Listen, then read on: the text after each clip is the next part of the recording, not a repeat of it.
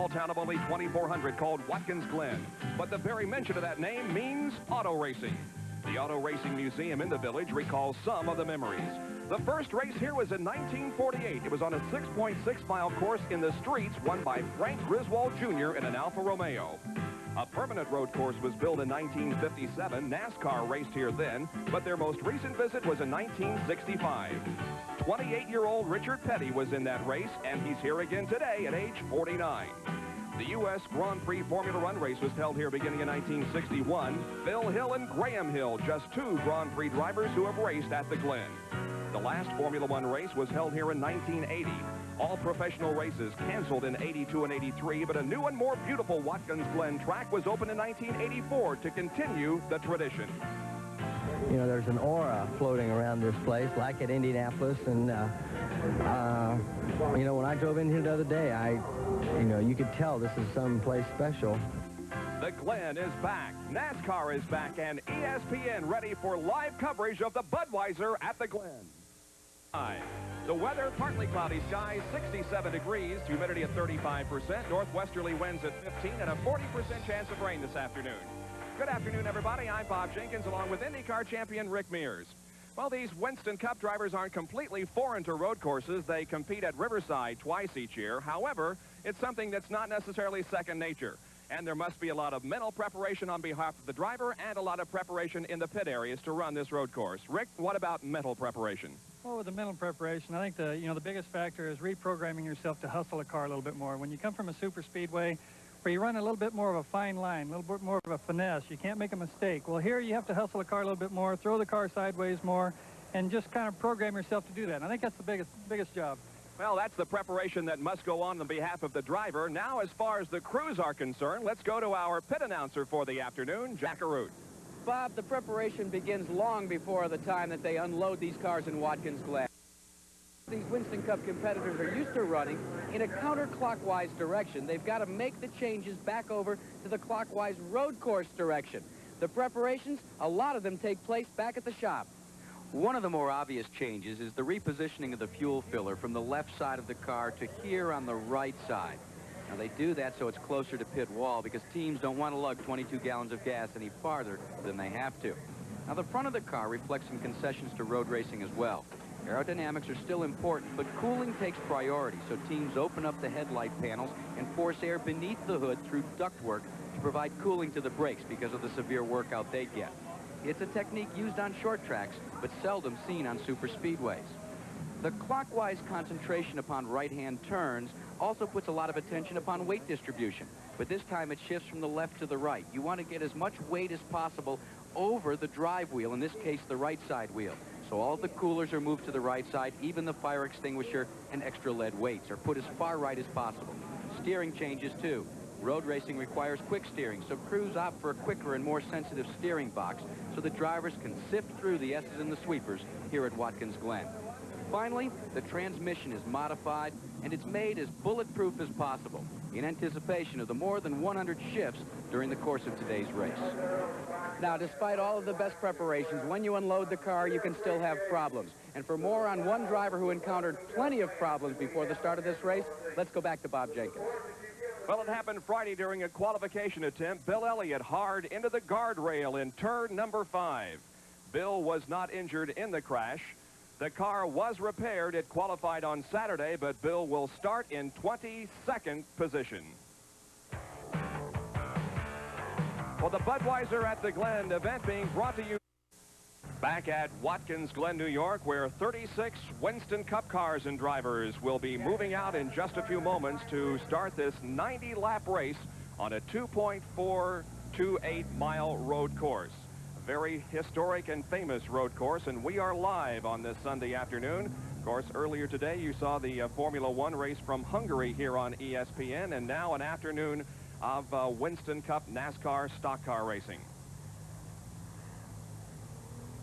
Back in 1957, Buck Baker was the winner of a NASCAR race in a Chevy here at Watkins Glen. In 1964, Billy Wade won in a Mercury. And the most recent NASCAR race was in 1965, and Marvin Pench was the winner of that race in a Ford.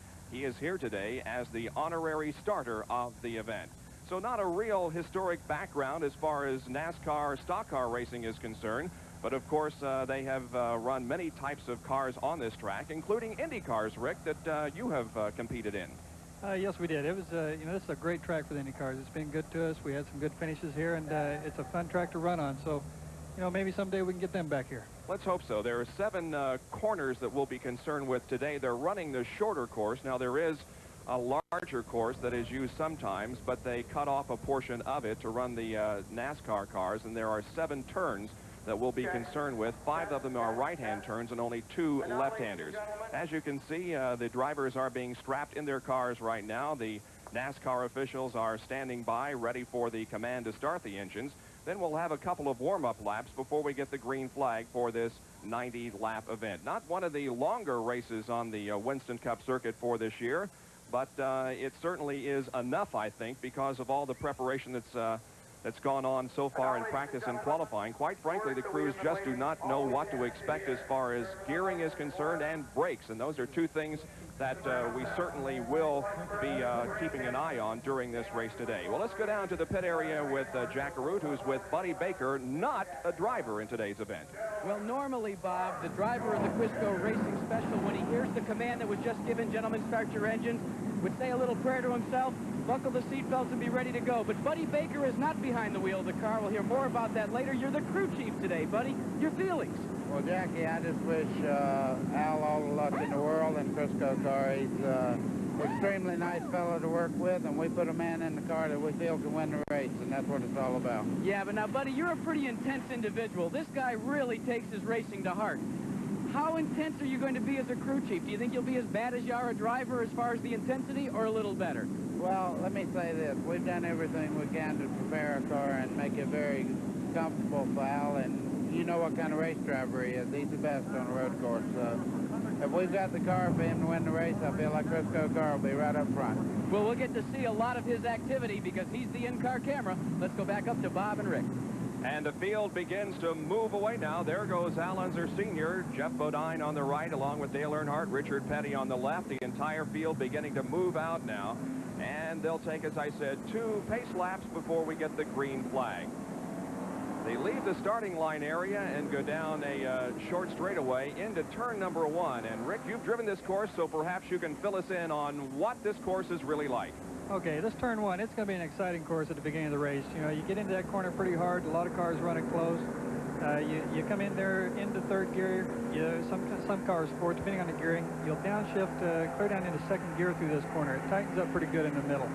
The car tends to get a little loose on the exit. You know, as you go up over the, you know, use the bumps a little bit on the outside sometimes, but as little as possible. Then you go down into turn 2, which is a fast right-hander. You approach that corner in probably 3rd gear, 4th, depending on the gears. And it's a very quick right-hander where you hold the car in a little bit tight to set up for the left, and it tends to get the car a little bit loose. Then as you start going back up the hill out of turn 2, you start coming a little bit, you know, getting into turn 3, which is a very fast left-hander. The road's a little narrow there. You got the guardrails on both sides, and as you go over the bridge, it tends to make the car a little bit light. And that can get your heart started sometimes. This is the area of the track we refer to as the S's. This turn 2, 3, and 4, and right now they're between turns 3 and 4. You can see the pace car leading the field down. As you come out of turn 3 into turn 4, it's kind of a right-hand sweeper leading onto the back straightaway. It's a very long straightaway. It's very quick. I believe they're approaching close to 170 miles an hour, if I'm correct on that. Yeah, we will have trap speed information relayed to us. We do have someone out in that area of the racetrack with a radar gun, but as you indicated, Rick, they were running right at 170 miles an hour. I think 169 really was the fastest. That was turned in by Bill Elliott just before he crashed. Most other trap speeds have been in the 162 to 165 or 6 mile an hour category. Now they're on the backstretch here, and it's going to be interesting because especially on that first lap, everybody's going to be wanting to try to put as much distance between himself and the next guy, and I imagine they're going to be standing on the accelerator. Okay, going into turn 5 there, it shows that's where Bill Elliott had his problem. You get under braking and going into the corner, and the car tends to get light as you crest the hill. Okay, this is going into turn 6 now. You can see the cars running through it. It's a pretty good left-hander. You downshift probably into 3rd gear, It's kind of the same thing. A lot of guys use the curb a little bit on the left side to get the left front light, you know, kick the rear of the car around a little bit, and, you know, helps the turning of the car for the exit of the corner. Then they'll go into turn 7, which is a little bit tighter corner. You'll brake, downshift probably into second gear to come off of that corner. They come off of corner number 7 and go by our broadcast position here on the main straightaway. They complete one pace lap, and next time by they should be able to get the green flag. The Budweiser at the Glen Winston Cup race ready to go here on ESPN, and here is the starting lineup. On the pole in car number 25, the Folger Chevrolet from Dooley, North Carolina, Ashland, Ohio, Tim Richmond qualified at 117.563. On the outside of row number 1 will be Darrell Waltrip from Franklin, Tennessee, the number 11 Budweiser Chevrolet. In the second row will be Harry Gant in car number 33, the Skoll Chevrolet, car number 33. He's from Taylorsville, North Carolina. Outside of the second row will be Rusty Wallace from Fenton, Missouri, and the number 27 Alucard Pontiac. In row number 3, Neil Bonnet from Hueytown, Alabama, in the number 12 Budweiser Chevrolet. Then Al Unser Sr. from Albuquerque, New Mexico, in car number 88, the Crisco Oldsmobile. In the fourth row, Ricky Rudd in number 15 Motorcraft Ford. Ricky's from Chesapeake, Virginia. Also in row number 4 on the outside in the Leot by Garrett Chevrolet, car number 5, Jeff Bodine from Chemung, New York, Pleasant Garden, North Carolina. In the fifth row, Richard Petty, car number 43, the STP Pontiac, and Dale Earnhardt from Kannapolis, North Carolina, in the Wrangler Jean Chevrolet. In row number 6 will be Bobby Allison in the number 22 Miller American Buick. He's from Hueytown, Alabama. Outside of that row will be Terry Labonte in the Piedmont Oldsmobile, car number 44. In the 7th row will be Benny Parsons in the Copenhagen Oldsmobile, car number 55. Outside of row number 7, in the number 71 Helen Ray Chevrolet, will be Dave Marcus from Avery's Creek, North Carolina. The rest of the starting lineup in row number 8, Mike Waltrip in number 23 and Kyle Petty in number 7. The 9th row will consist of Pancho Carter in number 17 and Bobby Hillen Jr. in number 8. In the 10th row, car number 75, Morgan Shepard, and number 4, Rick Wilson. Row number 11, car number 26, Joe Ruttman, and Bill Elliott in number 9. The 12th row, Bill Parsons in number 66 and Tommy Riggins in 69. The 13th row, Ken Schrader in car number 90 and George Fulmer in 29. Then in row number 14 will be Chet Phillip in car number 81 and Thomas Rotzel in number 51. The 15th row consists of IMSA star Rick Knoop in car number 6, his first Winston Cup race, and Jocko Magiacomo in car number 63. The 16th row has Buddy Arrington in number 67 and Jimmy Means in 52. The next to the last row, J.D. McDuffie in number 70 and Phil Good in number 76. And in the final row will be Eddie Birchwald in car number 64 and James Hilton in 48. Willie T. Ribbs was unable to start, although he did qualify. They flew 4 engines this weekend, and Willie T. Ribbs decided to withdraw from the starting lineup. We're inside Al Unser Sr.'s race car, the number 88 Crisco Oldsmobile that starts outside of row number 3 in 6th position. The pace car pulls off. Here comes the field down. They get the green flag, and the Budweiser at the Glen Winston Cup race is underway. We're glad you're with us on this Sunday afternoon. Stay with us for an afternoon of exciting racing. It looks like that Darrell Waltrip has grabbed the lead from pole sitter Tim Richmond. Let's see if everybody gets through that first corner okay. It appears as if they did. Everybody running okay, but you're impressed as they head up into turn number 2.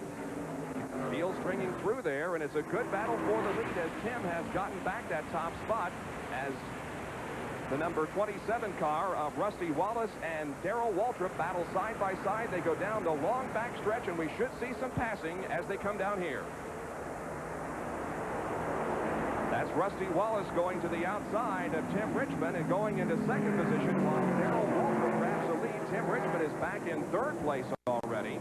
So we've had 3 lead, or at least 2 lead changes here in the first lap of competition.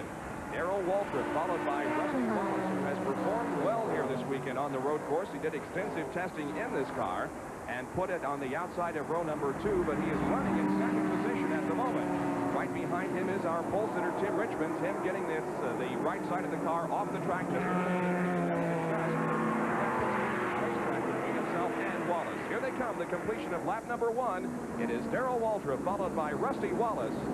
Then Ricky Rudd has moved into third position, followed by Harry Gant, and Tim Richmond is definitely falling back. And Rick got off the course a little bit. That may have... yeah, I believe he just got a wheel off over there, and it takes a while to get her back up. Of course, running, but Rudd made a good start. He's up. That's what put him up into the third position now.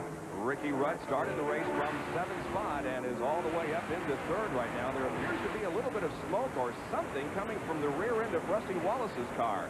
I've noticed that a couple of times. At the moment, I don't know what it is, but it isn't affecting the car at all. He's right behind our leader, and there is Al Unser Sr., who's right behind Tim Richmond. It's Richmond in 6th and Al Sr. in 7th position. Rusty's car looked like it might have been a little bit of fuel overflow in that left-hand corner that was flowing out of the right rear corner, which was probably causing that. Al Unser Sr. negotiating this racetrack here at Watkins Glen behind Tim Richmond. We understand that Tim Richmond's car has a miss. The engine is misfiring. Our spotters around the course have informed us of that, so we'll keep an eye on Tim Richmond's car. He has fallen back here at the beginning of the race. 2 laps completed. It's still Rusty Wallace trailing the leader, Darrell Waltrip. That's how close they are, and you can see the slight interval between 2nd and 3rd position as Wallace leads the 3rd place Ricky Rudd. I do not notice any of that fluid or smoke or whatever was coming from Wallace's car, so apparently everything is okay. Now there's a little tire smoke there, but again, apparently it's not affecting the handling or the running of that car at all. These two are taking off and leaving the rest of the field. They come down the backstretch, approaching 165 miles an hour here. The trap speed on that last lap was 160.7. Rudd hang on at the right front there, getting into the corner. That's a tough place getting in there. Still right behind our leader, Darrell Waltrip. We're on lap number 3 of this 90-lap race. Let's go down to the pit area. As our spotters have confirmed, Tim Richmond's car is developing a miss, but it's only within a certain RPM range. I talked to Harry Hyde. He said it's only up around 6,000. So when he comes up through the gearbox, hits the 6,000, it misses. When he gets up higher than that, it goes away. They're not quite sure what the problem is, but now we see there's another blown motor on the course, gentlemen. And we're not able to determine who it is at this point, but he has moved the car to the inside of the racetrack. And we'll try to determine, well, it's car number 63. That's the Jocko Giacomo machine. Jocko competing in Winston Cup events here in the eastern portion of the United States, competes regularly at Pocono and came here this afternoon in that number 63 machine, the Linro Corporation Buick. And we have a yellow flag on the course, and we assume it's because of that blown engine. The crews will be coming out to see whether or not there was any oil dropped on the surface, creating a hazard for the driver. So the pace car comes out, and overall yellow has been called for by the NASCAR officials. And there is the number 67 Buddy Arrington machine also coming in for a pit stop. They're refueling the car, but it's certainly a little bit early for routine pit stops. But Buddy makes a quick stop and gets right back out there in competition. So a rather early yellow here with only 3 laps completed. The leader of this race is Darrell Waltrip. Running in 2nd position is Rusty Wallace. 3rd is Ricky Rudd, and in 4th spot at the moment is Harry Gant. We'll be back with more live from Watkins. The race is under yellow here at Watkins Glen, New York, because of a blown engine on the Jocko Giacomo machine, car number 63. And a little bit of oil fluid out on the racetrack, so the crews have come out to clean it up. Try to establish some radio communication here with Bobby Allison. Bobby Allison, this is Bob Jenkins in the ESPN booth. Can you hear me? Bobby at the moment is running in 11th position, but we're apparently having some communication problems with him. Field in single file formation now up through the S's. The way they're running, we have Buddy Arrington back in the pits for the 2nd time in the matter of just a few minutes here. The leader, Waltrip. 2nd is Wallace. 3rd is Rudd. 4th is Harry Gant. 5th is Neil Bonnet. 6th position is the pole sitter, Tim Richmond, who dropped back at the start of the race because of an apparent misfire in the engine. Al Unser running in 7th. In 8th position is Jeff Bodine. 9th is Richard Petty, and 10th is Dale Earnhardt. 11th is Bobby Allison. 12th is Benny Parsons. 13th, Terry Labonte. 14th position is Joe Ruttman, and 15th at the moment is Kyle Petty. The number 26 car of Joe Ruttman has probably made the biggest move of the race so far. He started 21st. He was the fastest second-day qualifier on Saturday and has moved to 14th position. Joe Ruttman moving up well through the field. And we understand that rain is falling in back sections of the race course, and that's something that we really have not talked about. There were some black clouds in front of us, but we have had black clouds and threatening weather about all weekend, but it hasn't rained here on the track. But apparently it is now, and of course that is not good for high-speed racing conditions. Joe Ruttman running at 14th position as the field remains under yellow. There was only about a 40% chance of rain listed here this afternoon, but apparently there is a little bit of moisture falling on parts of the racetrack. Not quite the type of situation that Indy cars have, because when it rains you can live with a little bit of moisture in stock car racing, but not so in Indy cars, Rick. No, it's I tell you though, over the weekend since we've been here, it's the rain has been kind of come in and go away. It hasn't really been a lot of real hard downpours until maybe late in the day. You can see a little bit of moisture on the windshield there of Al Unser's car. Yeah, that's definitely enough to make the car a little slippery. Yeah, certainly is. So the field slowed because of a blown engine on Jocko Majacomo's machine and some rain falling in back sections of the course.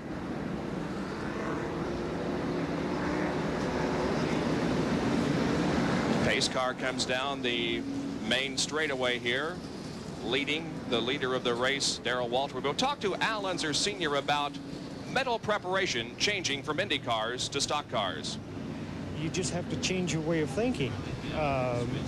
It doesn't, you still drive an Indy car by the seat of your pants. I don't care what anybody says. You know, they say the downforce takes over, but it doesn't. If it did, why do so many guys wreck with them, you know? So it doesn't always work that way, but the stock cars are more of a seat of your pants feel because they don't have the grip. Comments from Al Unser, who was one of 12 drivers in the IROC race yesterday. There is Buddy Baker, the crew chief now on this machine. Al Sr. led for a great portion of that IROC race yesterday, and we'll talk with Rick Mears about his performance in that race in just a moment. But first of all, let's go down to Jack Arute. Bob, you talk about the weather and the rain coming down. Well, the Winston Cup crews may have a little benefit that they normally don't get to enjoy. Here in Watkins Glen, there's a covered pit area that generally takes maybe 80% of their pits. So they're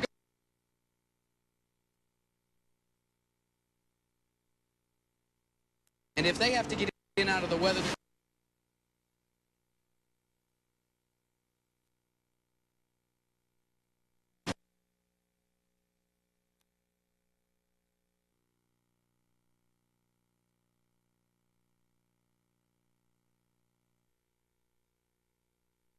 be able to satisfy getting that oil back out of the engine before it goes to the racetrack. We'll keep you apprised of that.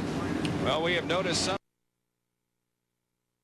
type of fluid coming from that car. It did look like it was coming from the fuel vent area, but it could very well be some oil leaking from that race car. So Rusty Wallace, despite the fact that he got off to a great start and is now in second position, may have a problem with that Al Ugard Pontiac.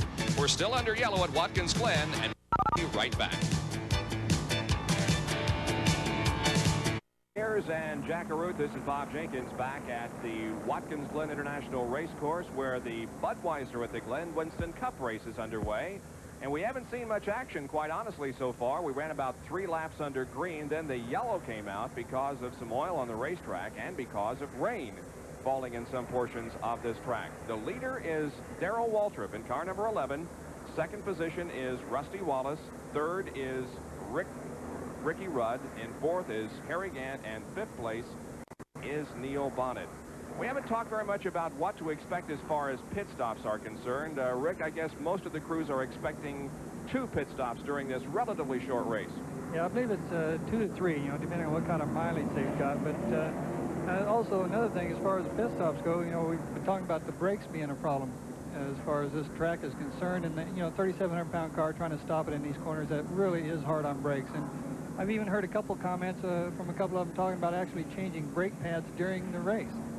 Bobby Allison's crew did indicate that they were at least prepared to make changes in the brakes and to replace them during the course of the event, so that certainly is a possibility at this time. On these pit stops, as far as the pit locations, I noticed made a pretty good move on where he's pitted in the pit lane, being at the very end. I know with this pit lane, when you come in here, you come off of turn 7 and you can get a good run going into the pits.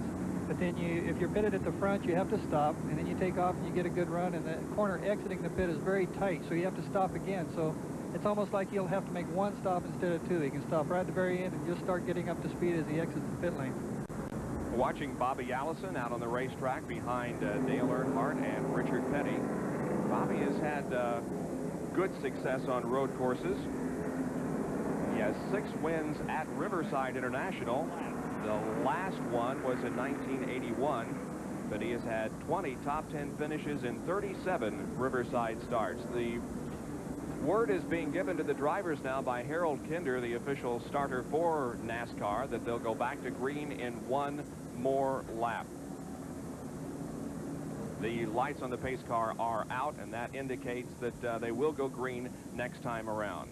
Well, we had an opportunity to talk with Rusty Wallace about his expectations here at Watkins Glen.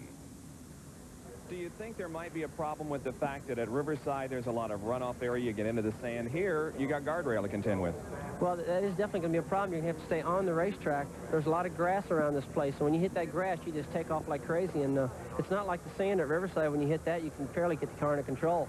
Here, you don't have any control. It's what happened to Bill Elliott when he qualified. The rear end broke off from underneath him. When he hit that grass, it just took off. But you've got to pay attention to what's going on and stay on the track. That Bill Elliott crash occurred on Friday. He was actually warming up just to take the green flag for his qualification attempt. Was at least a very serious looking race. The car got on top of and part of the car over the guardrail, but they did get the car back into the garage area and make repairs. He qualified on Saturday, second day qualifier, and was the second fastest during that qualifying session. But Bill Elliott looking to move up through the field now here on race day. There is the Elliott crew. I'll tell you, they did a super job of getting that car ready the way they did. And Jack is down there ready to talk with the crew members. Jack? Well, I'm here with Dan Elliott, one of the Elliott brothers. And Dan, you guys had to do a lot of heavy-duty reworking after you got here to Watkins Glen and the problem with Bill's car. Now that the race has only run actually 3 laps under green, has he reported as to whether the car's working to his satisfaction or not? No, haven't got a chance to get out of the traffic enough to tell how the car is. But according to what laps we ran yesterday, it's still not what it was the first day that we got here. How tough is it on a crew when you come out here, you think you've got your best stuff ready to roll off the truck, and then even before you qualify, you just roll it up in a ball and have to try and straighten it back out and get into the field? Well, we just had to do the best we can with what we had, because we really didn't have, we had a spare car in the truck, but it wasn't the kind of car we needed to run here. So we did the best we could with what we had left, and we're going to give it our best shot today, and I hope it's good enough.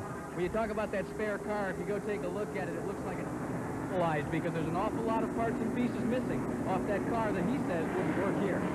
Bill Elliott has moved up 3 positions here in the opening laps. He was 22nd at the start and now 19th. The field is beginning to come off of corner number 7, headed for the resumption of the race. Green flag is displayed, and we are back to racing at Watkins Glen. Number 12, Neil Bonnet, moving to the inside, trying to pick up that 4th position from Harry Gant, and Gant gets a very bad start. Harry drops back 2 positions. The number 33 Skull Bandit of Harry Gant drops 2 positions as both Neil Bonnet and Sim Richmond were able to pass him when the green flag came out before they got into turn number 1. The field moving up now through the S's. Turns 2, 3, and 4, headed for the long backstretch. Darrell Waltrip leading the single file formation down the backstretch. Speeds up around 165 miles an hour, now hard on the brakes and downshifting going into corner number 5. It's Darrell Waltrip still leading, but only by about 1 or 1.5 car lengths over Rusty Wallace. Ricky Russ in there in 3rd position.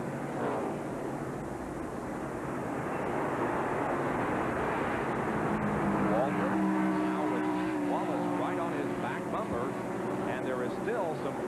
coming out of that race car. No question about it. Not as heavy perhaps as it was earlier, but there is still evidence of something, some kind of type of fluid or smoke or something coming out of that race car. Across the start-finish line once again, this completes lap number 9. 9 laps completed out of 90. That will make up this Budweiser at the Glen Winston Cup race. Now a little bit of separation between second and third once again, at least in the early stages of this race. Waltrip and Wallace are showing their superiority. Ricky Rudd running in third spot, but there is Neil's staying right side on him. Neil Bonnet staying right up there with Ricky Rudd. Bonnet running in fourth position, having made the pass of Harry Gant, and now again tire smoke, Rick, as he heads into turn 5. Yeah, that's why I thought earlier the tire smoke, that could be some of the oil from the blow-by. Also, if you in the back straightaway after the RPM shut the engine. Rusty Wallace, of course, was the winner of his first Winston Cup race here on ESPN earlier this year at Bristol, Tennessee. And that's where we will be 2 weeks from this weekend on a Saturday night as we once again return to that High Bank half-mile facility for a night race here on ESPN. But running in third, let's go down to Jack Arute. Bob, we were talking about the problems that have befallen the 27 car with Rusty Wallace aboard. Remember me telling you that they were going to build themselves something to satisfy the blow-by and the oil? Well, take a look at it. Something that you can take from your local Kmart if you wanted. Just some tie wraps and then also a 1-gallon can. This is what they're going to insert in the car if it doesn't stop smoking shortly. Well, that's an interesting looking little contraption there, but if it works, why, it works. Whatever it takes. Now Wallace appears to be ready to make a move. Yeah, he's going to the outside of Darrell Waltrip, racing him down the backstretch. It's a drag race. Last time Kraft speed 158, but Waltrip is going to hang on to the lead, but Rusty certainly made a nice challenge there coming off the fourth corner. This corner is tough on the outside. If somebody stays down instead of getting midway in the straightaway going into that corner, it's very tough to get by him on the outside. I would imagine that there are relatively few places to pass. There are some straightaways. Now, they're in one here between 6 and 7. But I would guess there aren't too many places that you can actually pass. Now we see that Tim Richmond. Tim Richmond's getting up there, yes. He's past Neil. Past Neil Bonnet and gone into fourth position. So there is third, fourth, and fifth. Ricky Rudd followed by Tim Richmond. And then Neil Bonnet. Now Wallace drops down to the inside here on the main straightaway. Only taking a look, though. Not really in a position to challenge as Tim Richmond continues to move back up toward the front of the field. Misfire is not bothering him too much, I don't think. Richmond was the pole sitter, qualifying at 117.563, just about a mile an hour faster than the second fastest qualifier, Darrell Waltrip. Here is Dave Marcus, who has come in for an early pit stop. They're checking over the side of that car, and looks like they made no tire change. They did fuel the car up, and Dave back out there. I saw him playing with the net. And, I don't know if maybe the net was down or something. They had to come in and put that back up. Could have been. The netting on the driver's side of the car could have been askew or something. Anyway, he wasn't in very long, and he's back out there. Rusty Wallace continues to challenge Darrell Waltrip for that lead. Tim Richmond lying back there in third position, followed by Ricky Rudd and Neil Bonnet. Following in sixth position is Jeff Bodine in that yellow and white Levi Garrett car. Jeff had a problem in qualifying on Friday. He went out to qualify just after a tremendous amount of oil was put down on the racetrack, and Harry Gant has come in for a pit stop. And this could be a terminal situation for Harry Gant. Yeah, they've got the hood up. He has had just terrible luck in Winston Cup racing in the past few races. He had quite serious crashes both at Pocono and at Talladega. And in the last 3 races, his finishes have been 31st, 30th, and 22nd. His best finish most recently was a second at the Michigan 400 several weeks ago. They're putting the hood down on the Gant car, and they motion for Harry to go back out there on the racetrack, but there is obviously something wrong with that number 33 Skoal Bandit. That's a little smoke as he went out of the pits. He might have a little bit of header. So watch that situation. He did not lose a lap, but certainly did lose several positions. And Neil Bonnet has passed Ricky Rudd. Jeff coming up there. And, you know, Jeff won a GTO race here with Jack Baldwin last month. So he's familiar with the course. He's had a little practice on it. Several of these Winston Cup drivers have decided to compete in either GTO or some. Jeff Bodine makes a move on Ricky Rudd to the inside, choosing to get some experience on road courses by running the GTO series.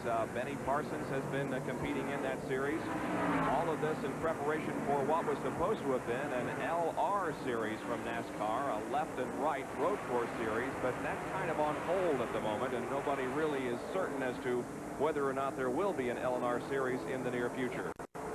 13 laps have been completed. They continue to run in the same order, and Rusty Wallace once again smoking the tires. And on the brakes going into corner number 5, following the leader, Darrell Waltrip. We are live on this Sunday afternoon from Watkins Glen, New York, for the Budweiser. Travis Carter, the crew chief on Harry Gant's car, has just completed another clocking. You had to bring Harry in early, Travis. What was the problem?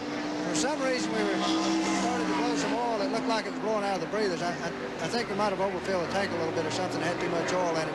Creates a lot of pressure in the crankcase with that downshift, and it revs the motor pretty high. So if the oil level falls, I think it will, the problem will stop.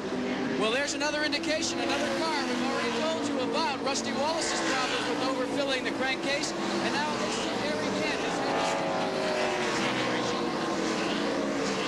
Well, Harry Gant is certainly back in the field considerably. You can see there that he's trying to move back up through the traffic, but he has a lot of racetrack in front of him as far as catching the leaders.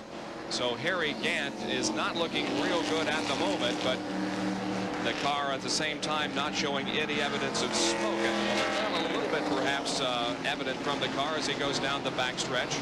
Well, I'm talking about being back in the field. Elliott's working his way up. He's up to 14. He just passed another car going into turn 1 here. So Bill Elliott from 22nd position up to 14th now. And Joe Ruttman, who started in 21st position, as a spin has occurred in turn number 3. That's Rick Wilson in car number 4, looping it, but getting going anyway. Rick Wilson in that Kodak-sponsored car trying to make a good impression on his sponsors, who are headquartered in Rochester, New York, not too far from here.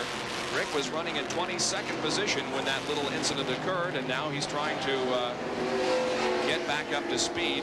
Rick performed very well in some of the oval track races earlier this year.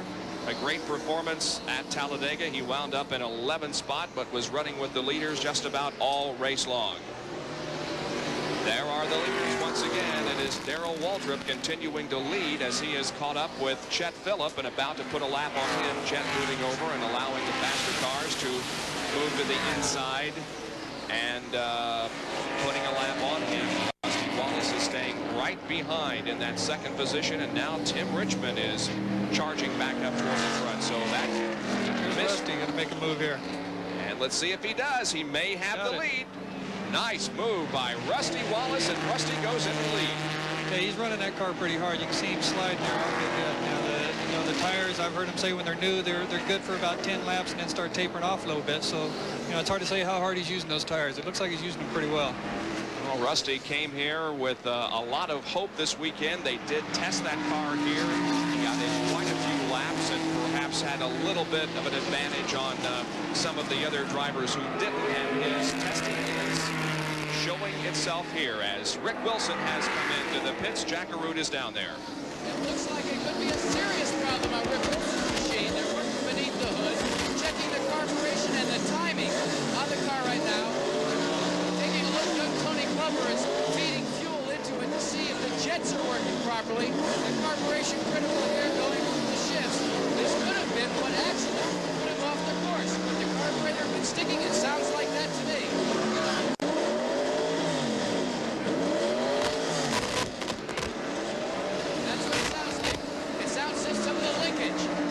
Being hung up, so they'll have to work on Rick Wilson's Kodak-powered machine and put him back out on the track. Gentlemen? All right, thanks, Jack. Indications are that the leader, Rusty Wallace, may be black flagged because of that oil or whatever smoke that's coming from the car. We'll watch this time around to see if Harold Kinder does give him the black flag, but that is the indication. Tim Richmond, meanwhile, has moved to second position as Darrell Waltrip has now dropped back to third.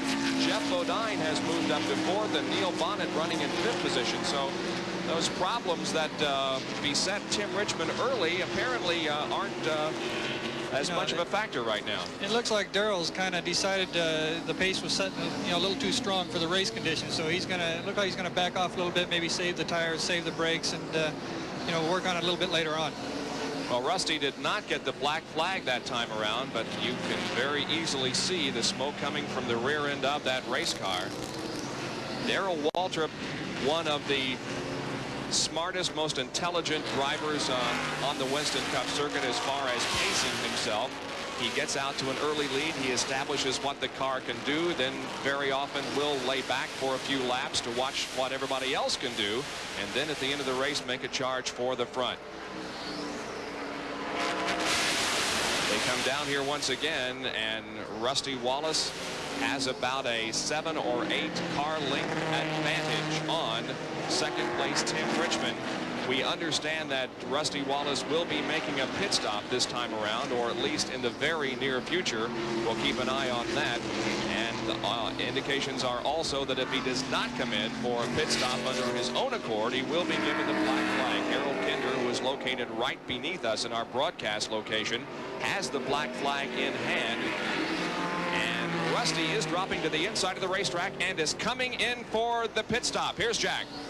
Johnson and the crew have brought Rusty Wallace in. The NASCAR officials have required that they put the little Rube Goldberg device in hopes of cutting down on the fuel, actually the oil that's being blown out past the breather.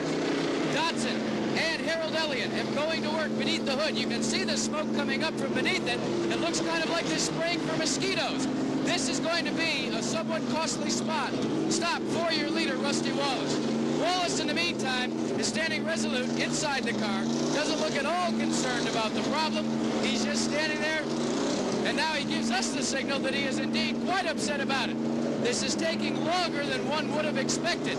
The reason is that the area that they have to get to is wedged behind two of what they call Oberg oil filters. They're flat filters, and they're trying to work barehanded on that hot engine right between those filters and the air cleaner. The work continues. It's a costly stop. Now they're lowering the hood. It looks like he may indeed lose a lap if they don't work quicker. And he's dropping away. But a long stop. He is just going to almost lose a lap, but I don't think he is going to. Here comes the leader, Tim Richmond, across the start-finish line. Rusty is on the track and up to speed already. He did not lose a lap, but he is almost a lap down. Tough break for Rusty Wallace, who was showing some very determined speed and ability there in the early stages of the race. Wallace, of course, from Fenton, Missouri, the 1983 ASA champion, and the winner at Bristol earlier this year. You'll recall he also drove relief for Ricky Rudd at Talladega a couple of weekends ago and did a tremendous job. Ricky was not feeling well and was suffering a bout with the flu, and Rusty Wallace stepped in for him, took over that driver's seat and did a tremendous job in taking that car to a respectable finish. Now Tim Richmond has the lead with Jeff Bodine running in second position. Could a problem as like Tim experienced early in the race corrected itself, Rick? Well, it could. You never know. It could be just something in a jet, in a carburetor, or something like that that could clear itself out. It's they don't heal themselves very often, but it could happen. Well, he certainly is running like the car is in good shape at the moment. Now with just a few car length advantage on Jeff Bodine, who's running second. Waltrip has dropped back to third. Neil Bonnet is fourth. And Ricky Blunt dropping back to 5th position. 6th is Al Unser. 7th is Richard Petty. 8th is Dale Earnhardt. 9th, Benny Parsons. And 10th is the number 22 car of Bobby Allison. Harry Gant has pulled off the racetrack. I don't believe this involves any kind of a spin. I think that Harry has just simply pulled off the course and realizes that his race is over. So Harry Gant is among the early threats to win this race, who is out of competition. Harry started in 3rd, but his day is over. We'll be back with more in just a moment from Watkins Glen.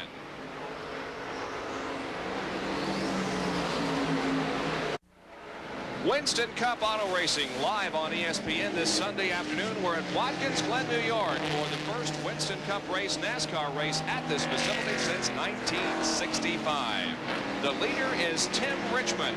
We have had 3 leaders in this race. Darrell Waltrip led for a while, then Rusty Wallace, and now the pole sitter, Tim Richmond. He had a problem earlier. Does he still have a problem? Well, perhaps Jack Arute can answer that question, rather. Well, Bob, just a couple of moments ago, there was a lot of activity in Harry Hyde's pit here for Tim Richmond. Harry, we thought you were going to bring him in. You thought there was a problem. Well, we have got a problem with the fuel pressure gauge. It's reading 0 in one place on the racetrack, and Tim was afraid he was going to run out of fuel. But we should be able to stay out there about 10 more laps. Now, add to that the problem you've got with the misfire at 6,000 RPM. Do you find it a little incredible that you're leading this thing? Well, we had him to switch ignitions. We got a backup system, and he switched it over, and that cured that problem. So they get rid of one problem and another one starts. Just those kind of days for Harry Hyde and crew.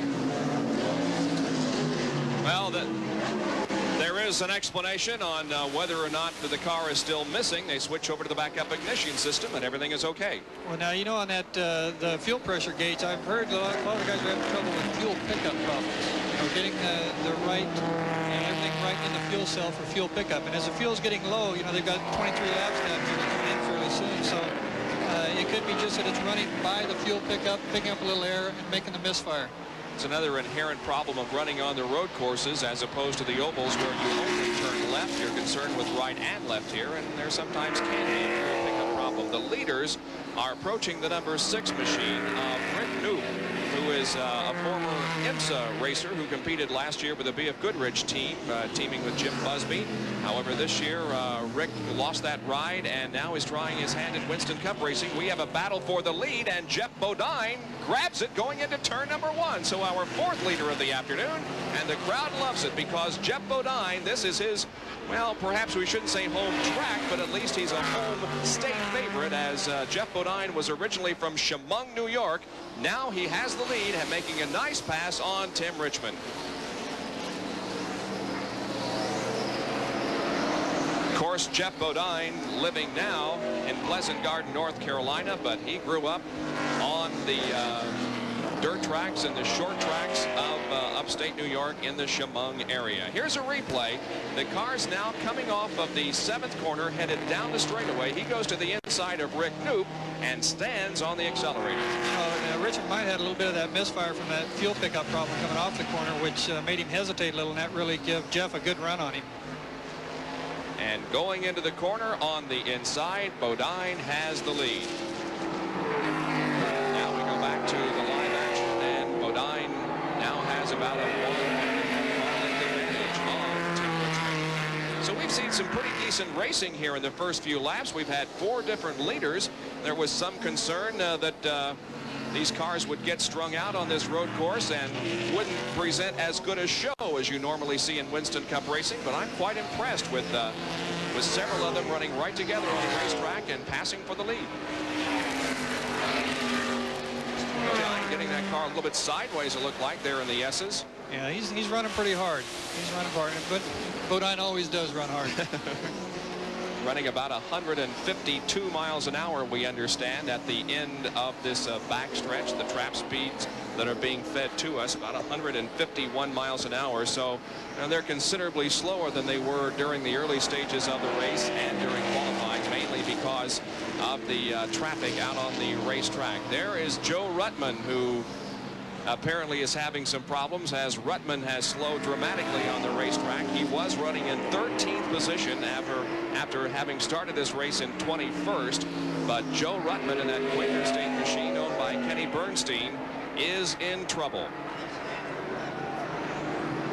I believe he's going to make it around to the pit area. He is at the entrance to the pit area right now, so he's going to make it, but it looks terminal for Joe Ruttman. A lot of speculation from the Kenny Bernstein team as to who will be driving this car next year. Joe Ruttman apparently won't. The rumors have Morgan Shepherd in that car next year. Kenny says he'll have a formal announcement sometime probably later this week.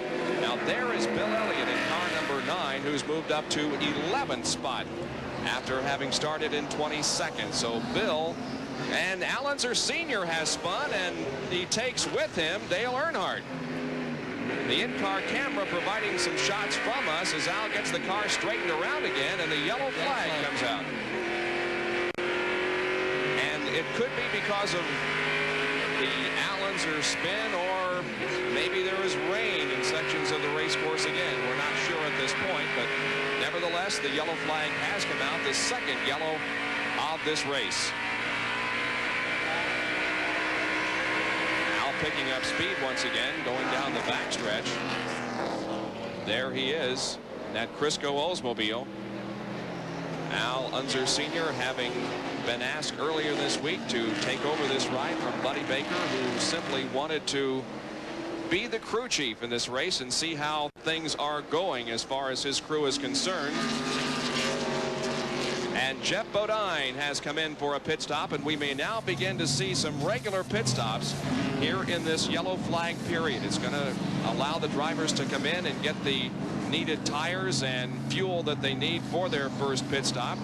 The clock is ticking away on the Levi Garrett team, and now they're going to come over and change rubber on the left side of the car. So this will be a rather lengthy pit stop, but we are under yellow, so Jeff will not lose any valuable positions. Here on pit road, a lot of activity taking place. Dale Earnhardt getting service on his car, 4 tires there. Jeff Bodine has completed his activity. He streaks by Earnhardt, hopefully to take the lead. It's going to be close because down at the far end of the pits, Darrell Waltrip and Tim Richmond also came into the pits at the same time.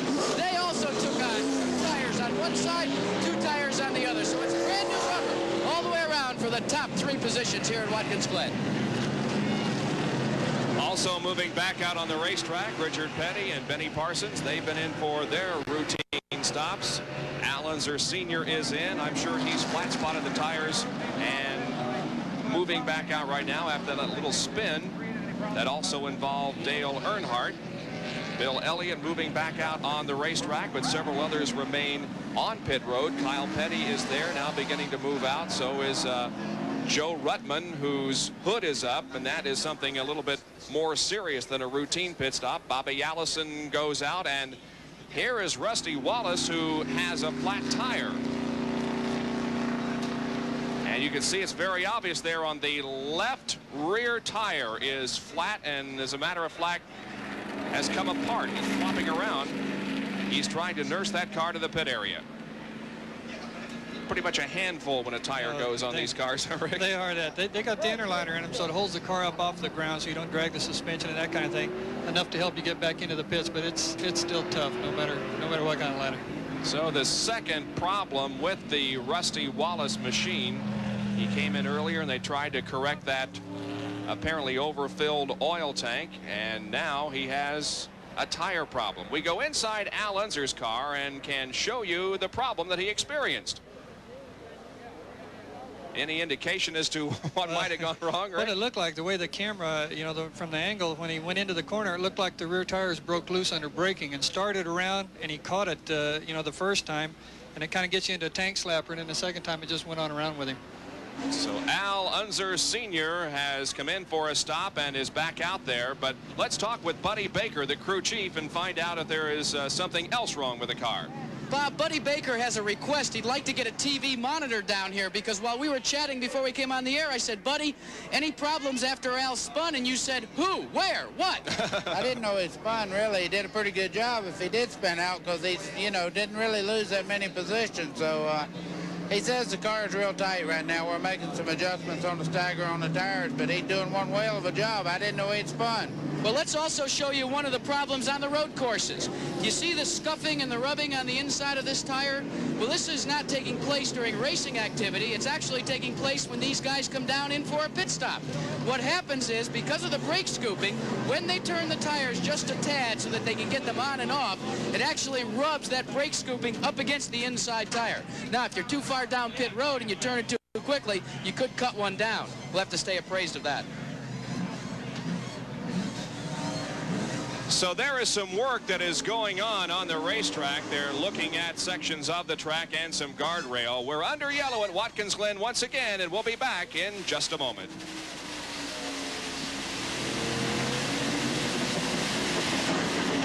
We are back at Watkins Glen, New York for the Budweiser at the Glen Winston Cup race. And this is the largest crowd, we understand, to ever see a motorsports event at Watkins Glen. Even when they were running the Formula One Grand Prix here, they have never seen such a crowd. They had to shut off the infield from traffic very early this morning. There has to be well over 100,000 people in attendance here. Not only are the grandstands full, but they are 2 and 3 deep all along the fence that encircles this entire racetrack. Rusty Wallace is back in the pit area.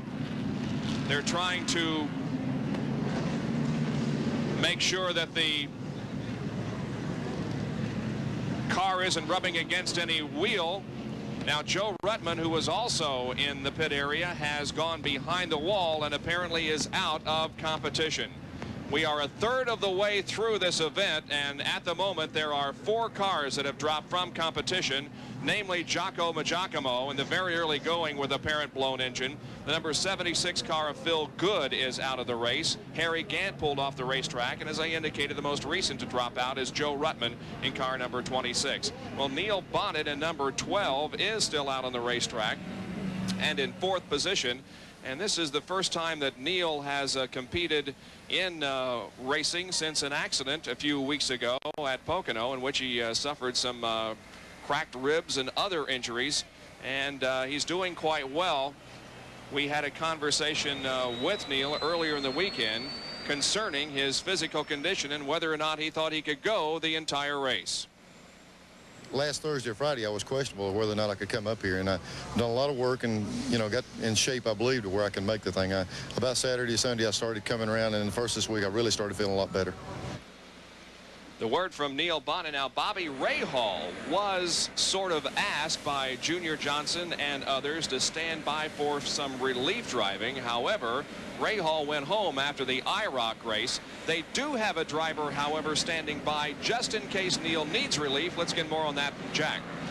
Bob, actually what happened is they asked Bobby Rahal at Talladega if he'd consider coming up here, and he said, well, I'll be here for IROC, but I'm just not sure if I'd want to actually try my hand. Rahal has driven before.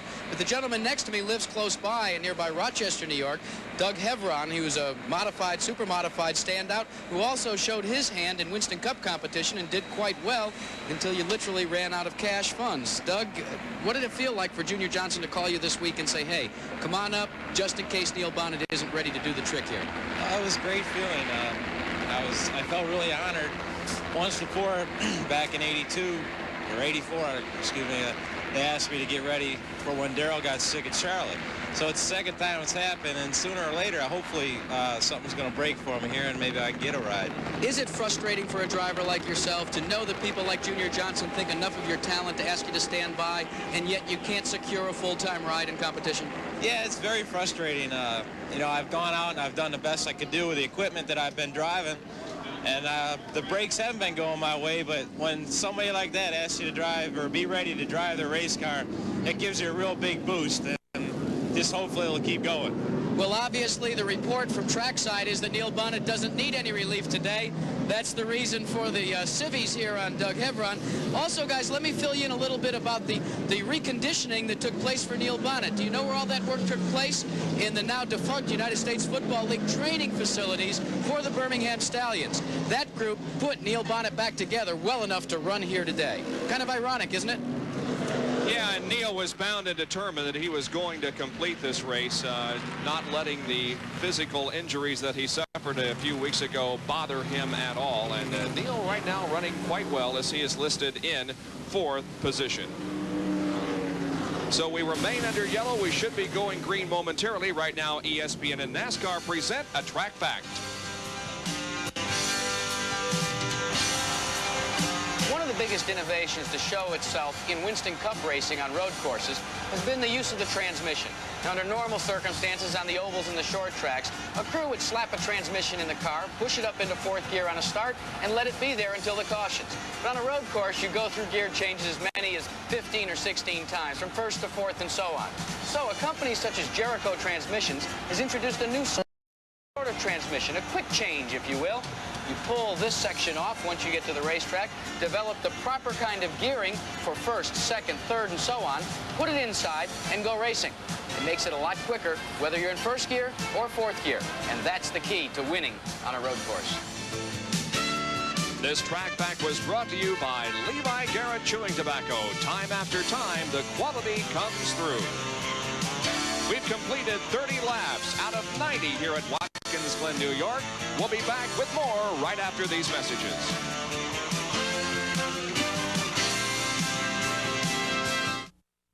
The green flag has just come out over the racetrack once again, and Tim Richmond has jumped in the lead as he kind of got the jump on Darrell there at the drop of the green, Rick, and Winston going into turn number 1. Yeah, he did a good job, and you know, you're going to have to kind of see how these things unfold and how hard these guys are driving. So you know, they're running hard. There it is.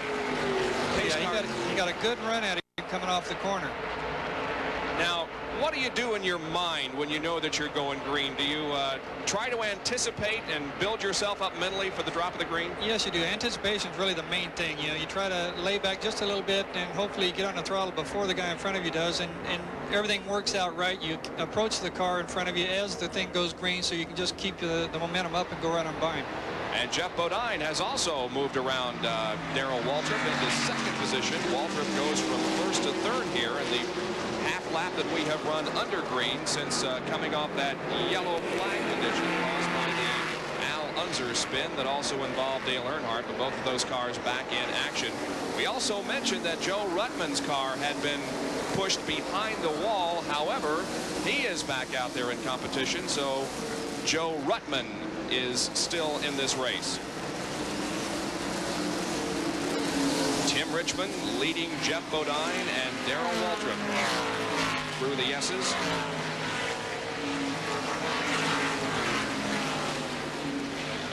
Running in 5th position is Ricky Rudd. 6th is Richard Petty. In 7th position is Earnhardt. 8th is Benny Parsons. 9th is Bobby Allison, and 10th is Al Unser. Jack Arute in the pit area.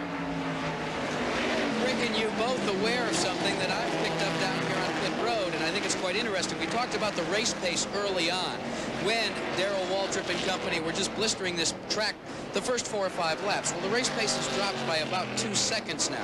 And what's interesting is I think there's 2 methods of attack right now. One held by Tim Richmond and Jeff Bodine, and that's to run a little harder, trying to stay out front. The other one is by Darrell Waltrip. It looks almost to me like he's waiting for the race to come back to him. I checked with Junior Johnson and Jeff Hammond, and they confirmed that that is the technique that they're going to use. They've decided in their own mind a race pace they want to set. They're not going to deviate from it, regardless of whether they're running 1st, 2nd, or 3rd, like Waltrip is right now.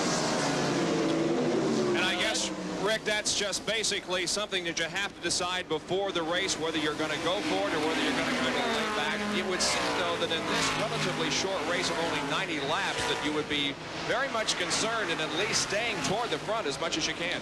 Well, you do want to stay close, but, you know, as you've seen already, there are going to be some yellows, so the guys can kind of use that a little bit. Lay back, save the car, save the brakes, save the tires, save the fuel, and, you know, as they get the yellows, bunch back up and just try to conserve a little bit. Now, these guys are running hard up front, and, you know, everybody pitted on the 27th, 28th lap, and, you know, the next stop is about 60 laps, so we don't know what fuel's going to be like yet for the end of this race. That's a good point about the yellows. On road courses in IndyCar racing, they wave the yellow flag only in that portion of the racetrack in which there is a problem, but in this Winston Cup race, when there is a problem anywhere, at least we have seen it twice already. They're displaying an overall yellow as Jeff Bodine. Didn't quite make it. They come off of corner number 7 and head down the straightaway.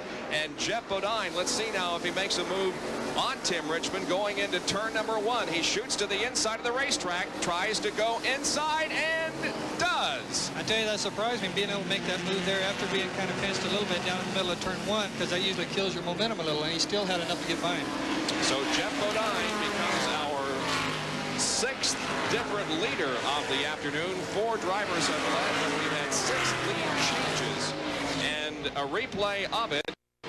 Bodine almost making the move in turn number 7. Here on the straightaway, he goes inside. Just slides under him underneath braking. You know, just gets in a little bit deeper, a little bit harder. He's using the brakes up a little bit more here, but it was well worth it. It worked. That's a good point. You perhaps take a chance in making that kind of a move to grab the lead momentarily, but at the same time, you may be using the brakes just a little too much. The way he's pulling out here, though, he may be, you know, working strong enough and well enough that if he can stay out front, he can kind of back off a little bit, and he's, you know, be a little easy on the brakes and the tires and still hold the lead. Darrell Waltrip now back in 3rd position, and his teammate Neil Bonnet running in 4th position. So the Hendrick team making a good showing. The Junior Johnson team making a good showing here. Rick Hendrick will be the man that Darrell Waltrip runs for next year. Plans, of course, have already been announced for Darrell Waltrip to join the Rick Hendrick team. And so he is ending his association with Junior Johnson after this season.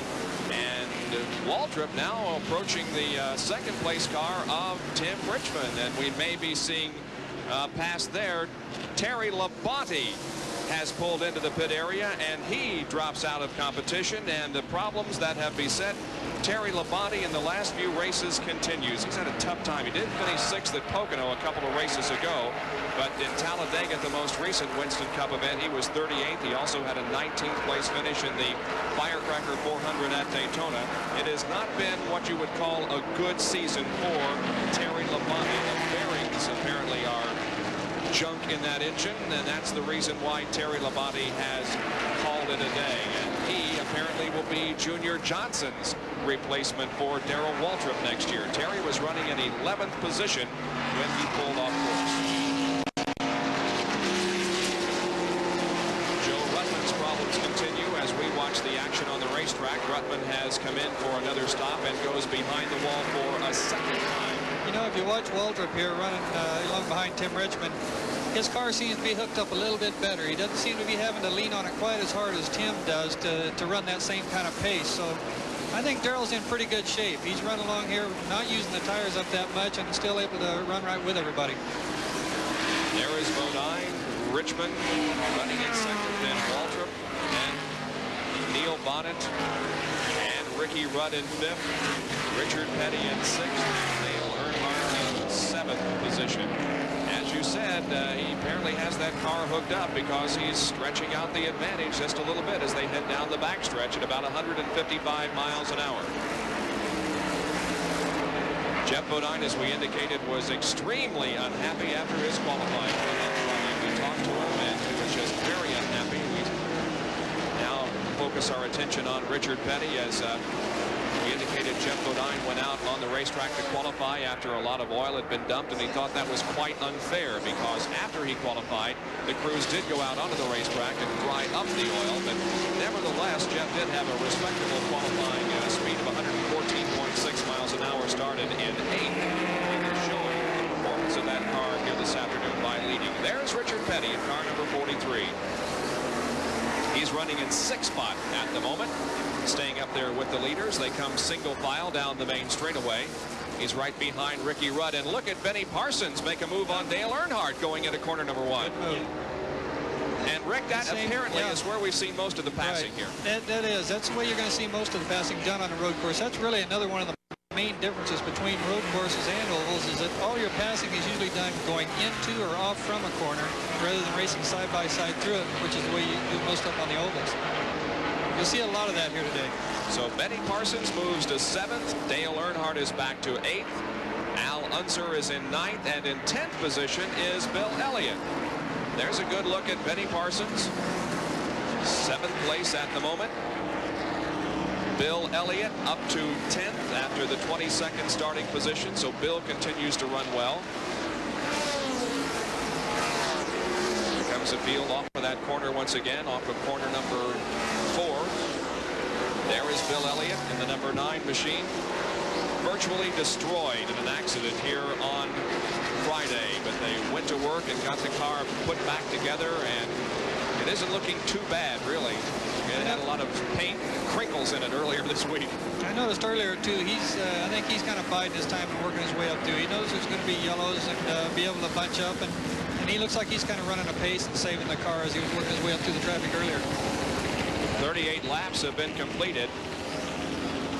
Bill Elliott, by the way, was the second-place finisher in the IROC race yesterday here at Watkins Glen. Also the second-place finisher in the point standings. And Rick, you were in that race and didn't have one of your better days.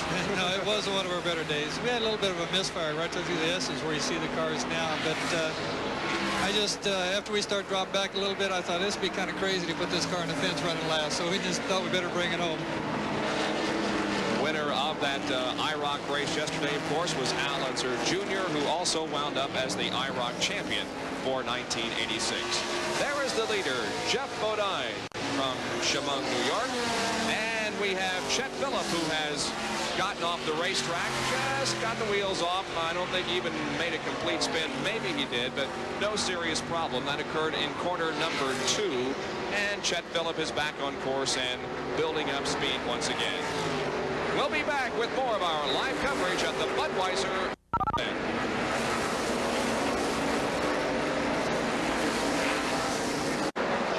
Jack Arute back with Bob Jenkins and Rick Mears here at Watkins Glen for the Budweiser at the Glen. And this gentleman standing next to me is retired from the competition, former Winston Cup champion Terry Labonte. Terry, some burned bearings put you out. I guess that's what it was. That's what we think it was anyway. What about the competition out here today? Is it as good as you expected it to be? It looks like one whale of a race. Well, it is. It's awful hard to pass. That's the biggest thing that I wasn't expecting. I thought it was going to be a little bit easier to pass people than it was. Well, it was tough to pass for Terry Labonte, but there's been an awful lot of passes up front, haven't there, guys? There really have. As we indicated, we've had 6 different leaders in this race, and there is Rusty Wallace, who led early, had a couple of problems, but he is running pretty well at the moment and trying to thread his way back through the traffic and move his way up to the front once again. Rusty Wallace and then number 27 Al Ugard Pontiac running right behind Morgan Shepherd at the present time on the racetrack. Yeah, the way Rusty was running earlier, I don't think he'll have much problem working his way back up there. Unfortunately, he did lose a lap on that. That's right, he did. Yeah. He moves to the inside and passes Morgan Shepherd. Shepherd involved in a race 4 position here. Ahead of him is Kyle Petty and also Bobby Allison. They're running for 11th, 12th, and 13th position. And there we have the battle involving 8th, 9th, and 10th. It is Dale Earnhardt, Al Unser Sr., and Bill Elliott. Elliott continuing to run in 10th position. There's the in-car camera right at the start-finish line. And maybe if we stay with us long enough, we can go around the track in this lap, Rick. There it is. This is where Al had a little trouble before, and you can see he was doing a little sliding there too. That looks like the track's getting a little bit slippery now, and it will as the day goes on get a little bit more so. This is a very quick corner here. It's a tough one. It's a lot tougher than it looks. Back of this left, the car gets light. And back into the right-hander, and this is a little bit sharper than it looks right here when you're actually in the car. You know, we compare this track, or at least talk about the fact that these Winston Cup drivers compete at Riverside on a road course. Good move there. Now making a move on him. And passing as they go down the backstretch.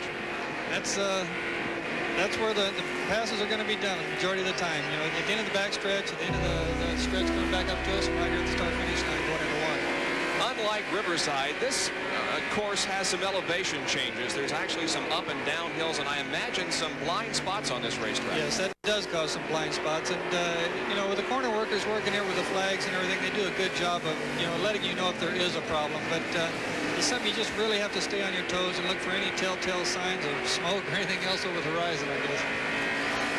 The lead continues to be held by Jeff Bodine. It's about a 4-second lead now for Jeff as we continue to stay in car with Al Unser Sr. Benny Parsons has come in for a pit stop. They're changing the rubber on the left side of the car and refueling it.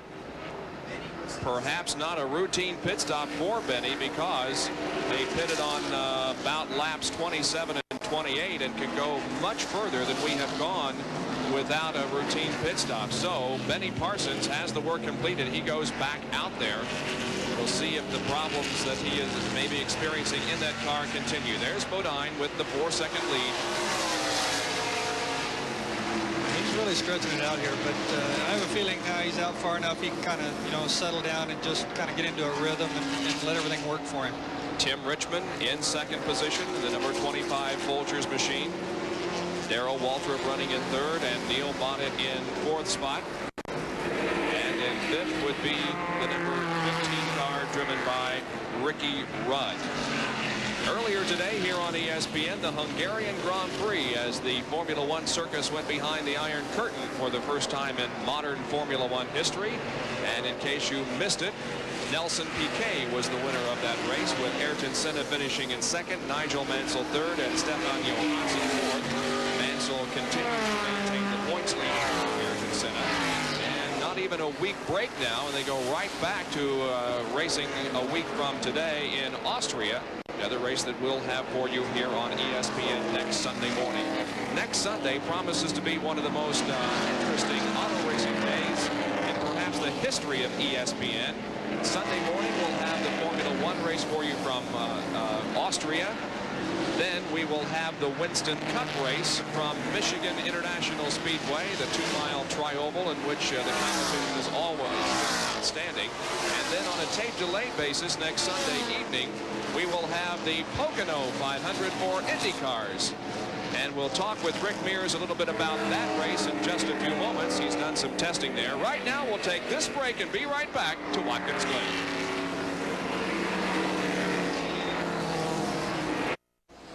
Right after our NASCAR race this afternoon, join us for the finals of the Volvo International. It'll be a rematch of the Wimbledon final as Lindahl versus Becker.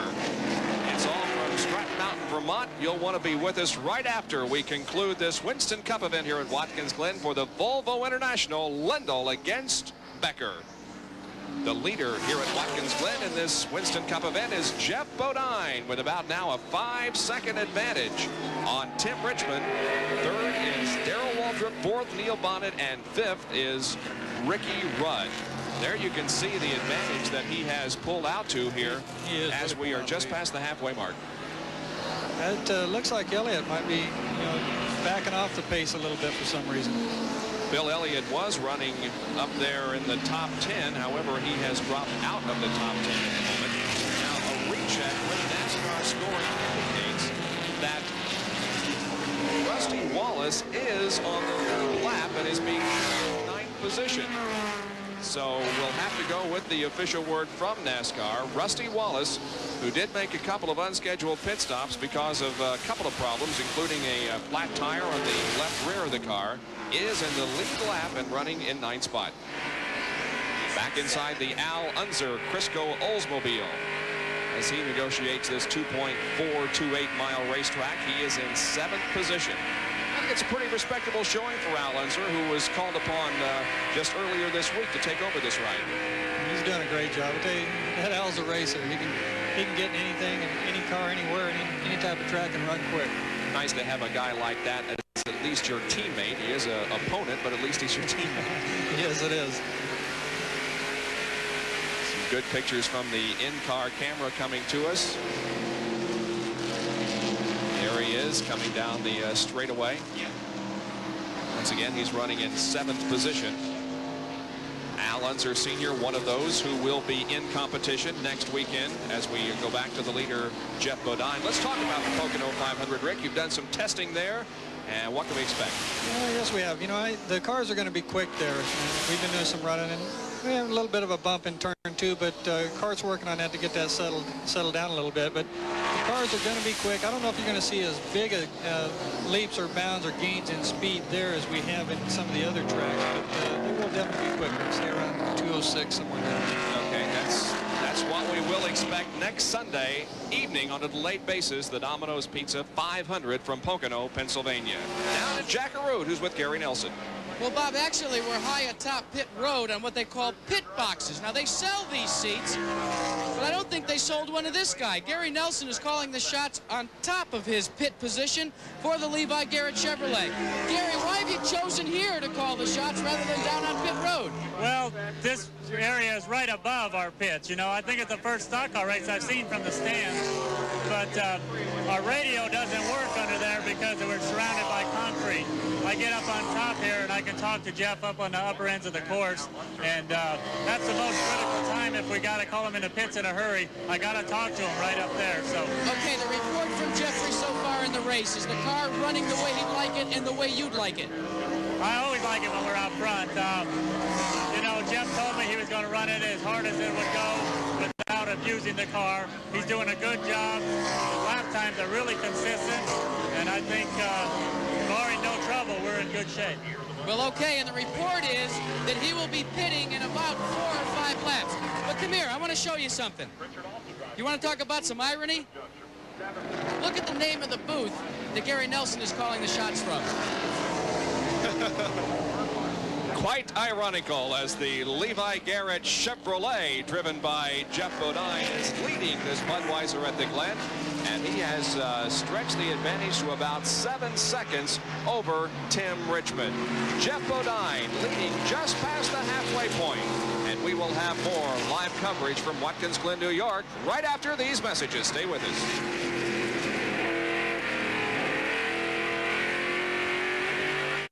Back at Watkins Glen, New York for the Budweiser at the Glen, and the Napa mid-race recap shows us the statistics that you need to know.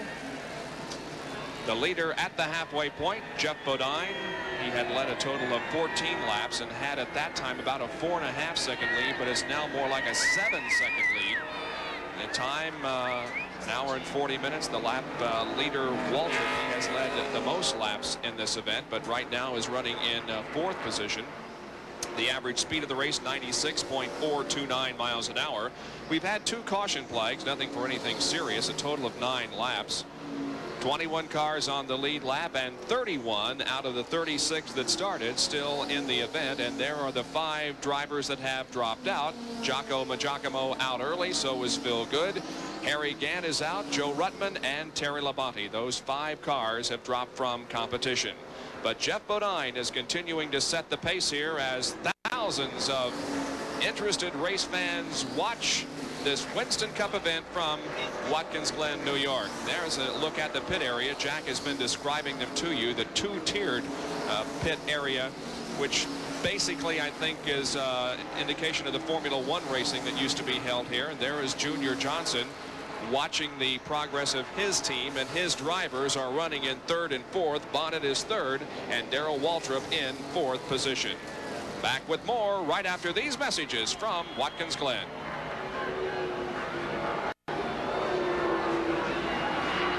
Jeff Bodine leads the Budweiser at the Glen Winston Cup race with about an 8-second lead now on Tim Richmond. Bodine has led 20 laps. We are on lap number 52, and we will be seeing some pit stops here in the next few laps. About the maximum number of laps they could complete is 63, and right now we're on lap 52, so within about 2 laps, another 10 laps, we'll be seeing the second and perhaps last series of pit stops. There is second place Tim Richmond in car number 25, and Richmond has really stretched out the advantage here. Yeah, he has. He's got that car working very well. He's running a good, comfortable pace, and you know, it's just everything's going right for him. And it is a 10-second lead now for Jeff Bodine over Tim Richmond. There is Jeff once again. Levi Garrett Chevrolet. You can see Tim Richmond coming out of the S's. There he is. Everybody's doing a good, clean job here. It's been a good, clean race so far. Everybody's running hard, running quick, but everything's going well. Yeah, we have had a couple of spins, but nothing of any significance whatsoever. So, yes, it has been a very interesting interesting race on this road course. We've seen some good passing. And Rusty, speaking of spins, Rusty Wallace. Spoke too soon. That's right. Boy, Rusty has had a terrible day. The race started out so well for him. The yellow flag is out. The yellow is out. This is going to allow the drivers to come in for their second series of pit stops. So we'll prepare for the pit stops. Jack will position himself to watch and call some of the major leaders and how they do in the pit area. Rusty led in the early portion of this race and was looking so strong in that Pontiac, but then things started to happen for him. And he apparently still is on the lead lap and running in 7th position, but he may have lost a couple of spots there in that spin. It's yellow now, though. That'll bunch them all back up again. We'll be able to see who's been holding what up their sleeve.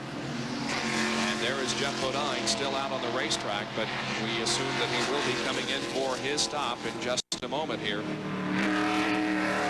Watch him negotiate the corners as the field has been slowed under this caution because of the spin by Rusty Wallace. And here comes Jeff Bodine into the pit area. We'll watch his stop. Jack Arute is right there. The pits. Bodine has come into the pits. Gary Nelson and the Levi Garrett crew have gone to work. They're going to the left side tires, and now they will make the switch around. They go to right side tires as well. Tim Richmond has come in, as has Neil Watkins and Darrell Walter, of course. Now they came in much later than Jeff Bodine did. They are just beginning their work, and in 26.6 seconds, Jeff Bodine has completed his work. Meanwhile, Richmond is going to work. Tim Richmond's crew, also out of the Hendrick operation. They are working on his machine. Left sides have been completed. They're going to go to the right sides as we speak. This, as we said, is the difference between pitting at one end of the pit road and the other. Bodine is away, but it's a lengthy pit stop for Tim Richmond. They continue to work on the car. The clock is ticking off. They're still working. He's down, they push him away, and he's out. But it was much longer than his teammate, Jeff Bodine, and now Walter was away as well. Ricky Rudd completing his work. He's been running well over the board. He is down and away as well. A lot of good pit stops here, but lengthy. One of the reasons, you want to take on 4 brand new tires. No sense gambling, because this could be your last stop on pit road in this 90-plus lap event. Well, although some of the pit stops were rather lengthy, Rick, I don't think anybody got really seriously hurt because of the yellow. Whoa, there's Bobby Allison. Yes. Came very close to hitting a tire wall over there. And, once you get in that grass, those things are difficult to stop, especially 3,700 pounds worth. That was in corner number 2, just going into the S's, so Allison is back on track. But as we were saying, I don't think the lengthy pit stops hurt anybody. Everybody took their time and are out there now in single file once again. In that yellow situation, it's better to take your time and make sure everything's done right rather than get in a hurry and possibly make a mistake. Now everybody will be able to go the remainder of the race without a pit stop. 53 laps completed out of 90. There he is. There's Allison. Oh, long slide. That's when you're holding your breath and pulling your elbows in and everything else right there. But he saved it. He didn't hit the tires. Yeah, good. Good job. Bobby Allison also off the course. And there is the pace car leading the field around. Phil Parsons is the first car behind the pace car. We'll be back with more in just a moment.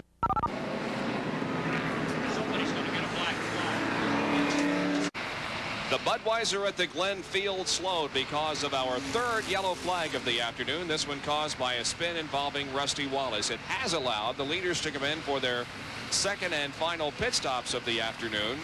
And now with the field bunched up, it'll be a sprint here when the green flag comes back out. We're going to try to talk to Bobby Allison once again. Bobby Allison, this is Bob Jenkins up in the ESPN booth. Can you hear me? Yeah, Bob, I can hear you. Bobby, you scared us. It looked like you were about to hit the tire wall. You saved it. What happened? Came down into turn 1 and going slow. I had it in too tall of a gear and the brakes wouldn't stop the car. And I had to go off the track and go for a big wide coast to keep from trying to mess something up. Didn't hurt anything. Bobby, is the track slick from all of the oil and stuff that's been laid down this afternoon? Yeah, the track is a little bit slick, but the time seemed to be staying fairly good, about what we thought race speeds would be. Well, Bobby, the last time we checked before these pit stops, you were running in 8th position. Is the car okay, and do you have a shot of winning this thing? Well, the car is driving pretty good, seems to be handling pretty good, but we're just not as quick today as we ought to be. Okay, well, good luck the rest of the way. We'll keep an eye on you. Thank you. Bobby Allison, and a synopsis of how his race is going. Still under yellow here with Jeff Bodine, the leader. And in 2nd position is Neil Bonnet. 3rd is Tim Richmond. 4th is Darrell Waltrip. And in 5th position, unofficially at the moment, is Ricky Rudd. So we'll take another break during this yellow and come back with more from Watkins Glen, New York. Well, we talked about the fact that they've had their 2nd series of pit stops, but can they go the distance without another stop? Jack, what about it? Well, we talked to Harry Hyde, the crew chief on Tim Richmond's car. He said we wish we had 2 more laps. They're not going to be able to go the distance, they don't think. They said it's marginal. We checked with Junior Johnson down on this end. He said it's marginal for them as well. They've been huddled all during this caution, trying to determine just how far they can go. They're going back to green flag racing. Whether they'll be back in the pits or not, nobody knows right now. The green flag comes out once again, and the race is on. Jeff Bodine is your leader. He goes to the inside and passes Tommy Riggins. Now, Tommy was on the lead lap in 16th position, but he now goes a lap down. Phil Parsons is leading this contingent. He is on the lead lap, but almost about to go a lap down with Jeff Bodine. We have 15 cars now on the lead lap. And Jeff Bodine is pulling away from everybody else once again. Yeah, you're liable to see some real racing here going on, because we heard there's maybe a few sprinkles out on the backside, and it's getting a little dark. So these guys are going to be hustling to try to stay up in front just in case it happens. That's Neil Bonnet and Tim Richmond and Darrell Waltrip running behind the leader, Jeff Bodine. Yeah, it has gotten a little darker, and we have had the reports of some sprinkles on the racetrack, so perhaps there is some concern that this thing could develop into a full-fledged rain, and we might have to stop the event. And perhaps, in addition to that, Bodine, although he has led, perhaps Bonnet now and the others will try to see if they have as much as Jeff Bodine has displayed in the first 60 laps of this race. Here comes Richmond. He's making a move. Oh, good move. Richmond takes 2nd from Neil Bonnet. And now Tim closing in on our leader, Jeff Bodine, who has not been able to pass Phil Parsons and put a lap on him. The car comes out of the pit area, and they also have to pass him. Jack, in the pit area, what's your observations? Yeah, well, Rick was talking about the weather, and you were alluding to it as well. Knowing what we do down on pit road about the big question mark about fuel, I'd ask Rick, as a driver, what kind of a decision do you make? You see the ominous clouds, you question whether you're going to be able to maybe go the distance without another pit stop. Do you drop the hammer and try and take the lead now? Or do you maybe make the choice to say, well, the weather's going to hold and I'm going to go the distance and try and conserve fuel? I think these drivers may have a very big headache before the day's over trying to make up their mind. Yeah, that's going to be a tough decision to make. It's really going to, the call would have to be just by looking at the clouds and the sky and see what it looks like. And if it looks like it's really getting dark and a very strong chance of it raining, I'd say I'd have to go ahead and stand on it and try to get up front just in case it does. I'll tell you what's interesting, when you ask the crew chiefs what they would like the driver to do, each and every one of them said, we don't want to bring them back into the pits for more fuel, so they need to do whatever is necessary to make that car go the distance without another stop. Well, Neil Bonnet and Darrell Waltrip are involved in a real dogfight here. Bonnet right now leading Waltrip in that 3rd position. They are going at it tooth and nail. They've had a good tight battle going all along here. Running close.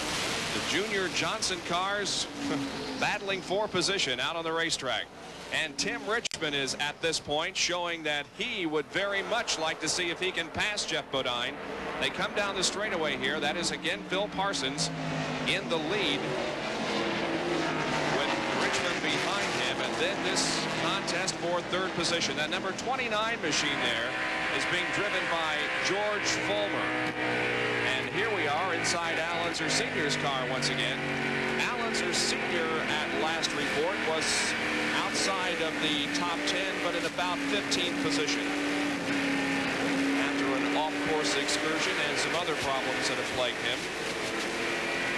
Quite honestly, there were a lot of people going into this race based on Al Sr.'s qualifying performance in this car, knowing that he has a lot of road racing experience in Indy cars, thought that he had a real shot at this, but it doesn't appear as if it's going to happen. There is George Fulmer now that is sandwiched between Neil Bonnet and Darrell Waltrip. Waltrip having a as they come off of the S's, corners number 2 and 3. We understand that Al Unser Sr. is in the pit area in that number 88 machine, our in-car camera, and the problem may be a gearbox problem. There he is. Jack Arute, perhaps you can confirm. Indeed, it is a gearbox problem. They have lost second gear and third gear, and now they're in danger of losing fourth gear as well.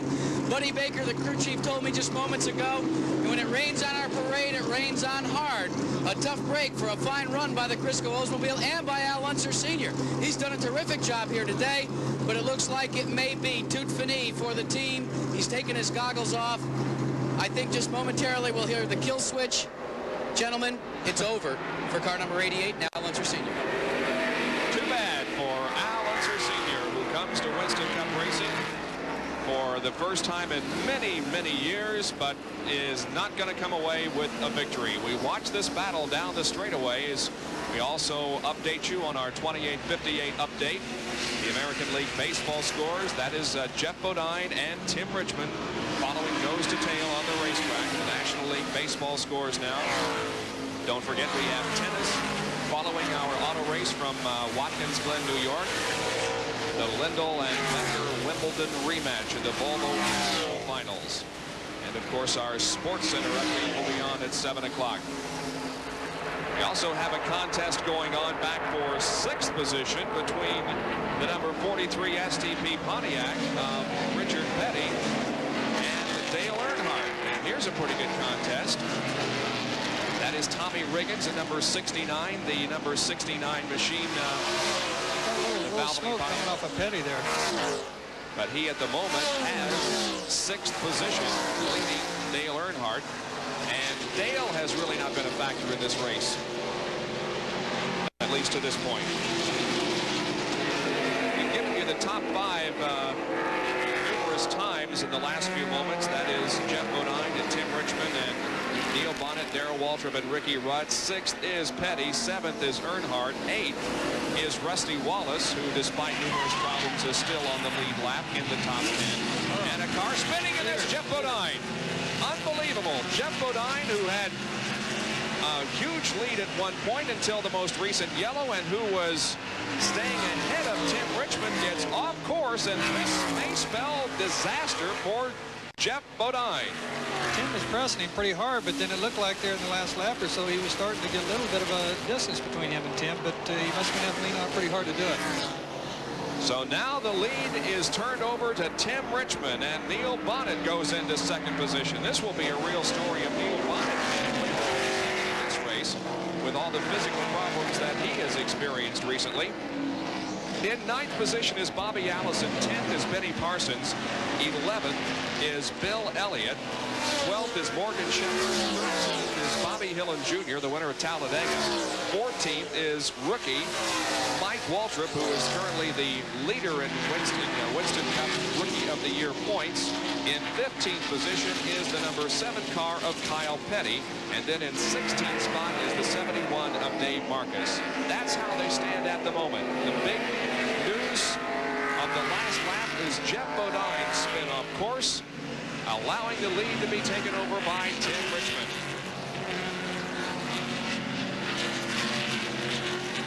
The rest of the field there is the Bobby Allison, Benny Parsons, and Jeff Bodine, who is now back in about 11th spot. He lost that much in just that little spin. And Richard Petty is continuing to smoke. It's still smoking. It's you can't really tell if it's getting any worse or not. It seems a little worse on different parts of the track, but that could be a problem later on.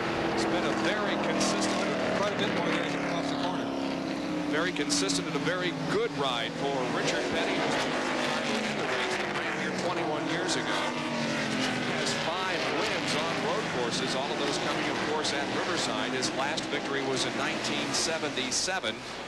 This was his 1,004th career start here at Watkins Glen this weekend. He's currently 14th in the point standings. There is the leader, Tim Richmond, from Dooley, North Carolina, by way of Ashland, Ohio. And Tim Richmond has been so consistently good in the last few races, and he's leading here today. We'll be right back.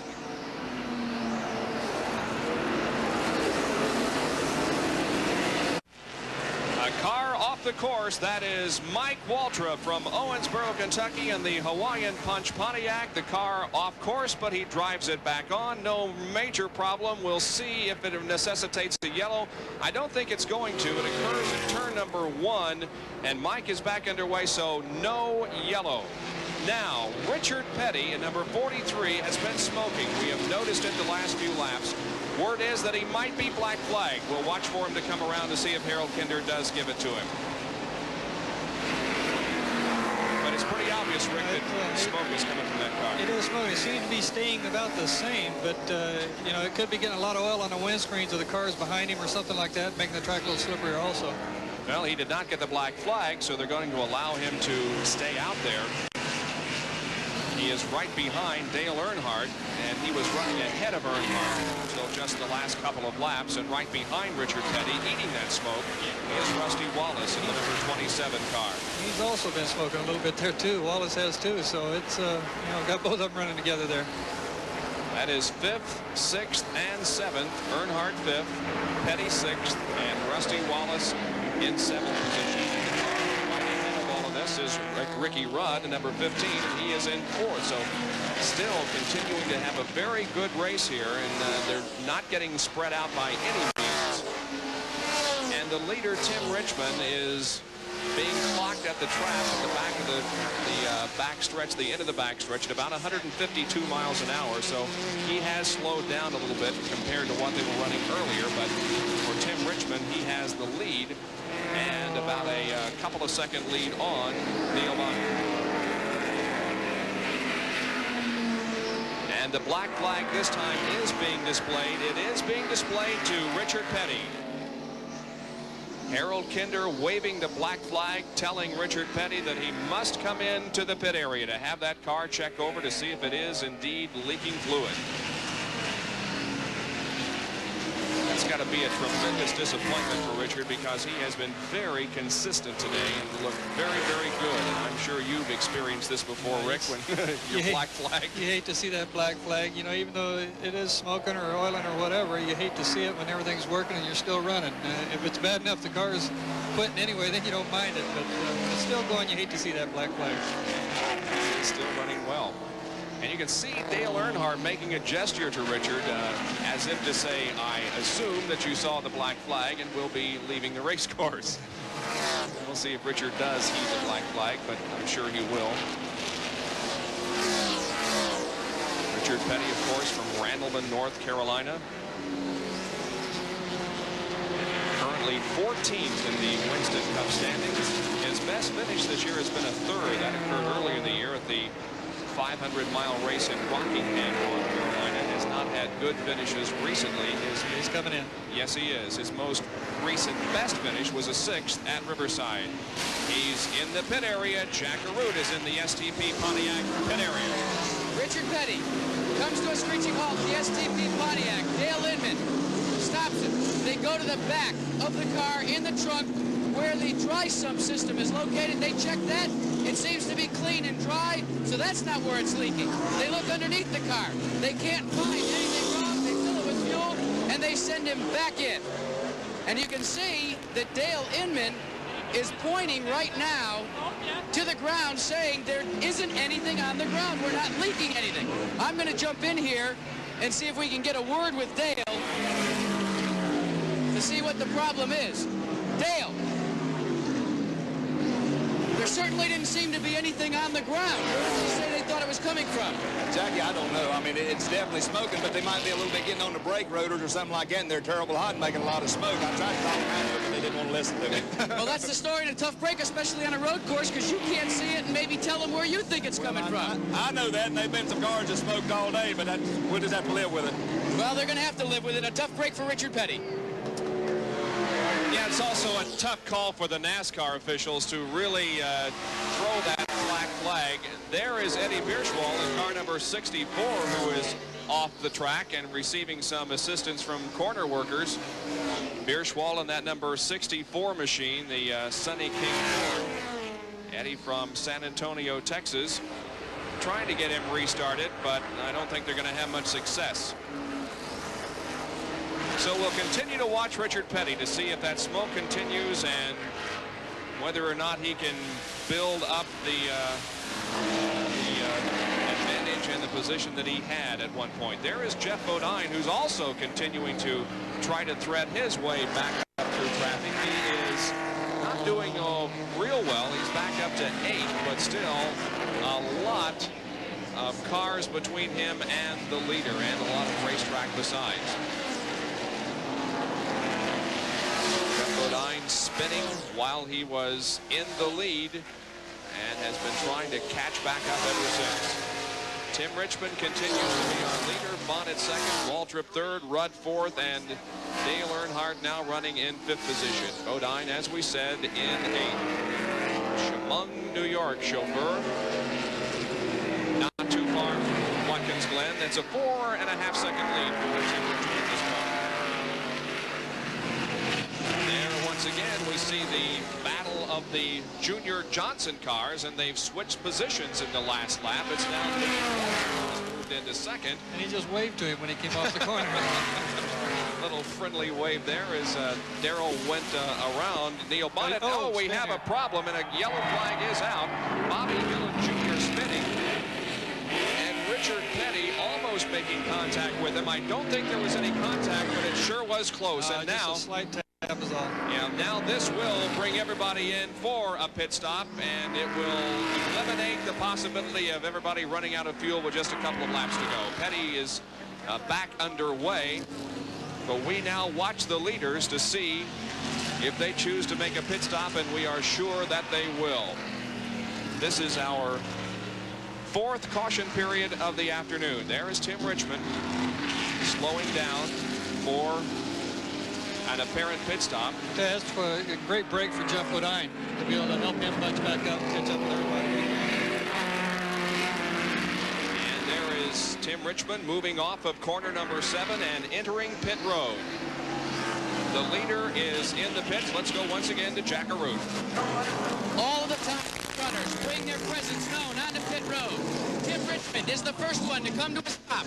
Darrell Waltrip is second. And now Neil Bonnet has come to a stop. All 3 of them are going on side tires.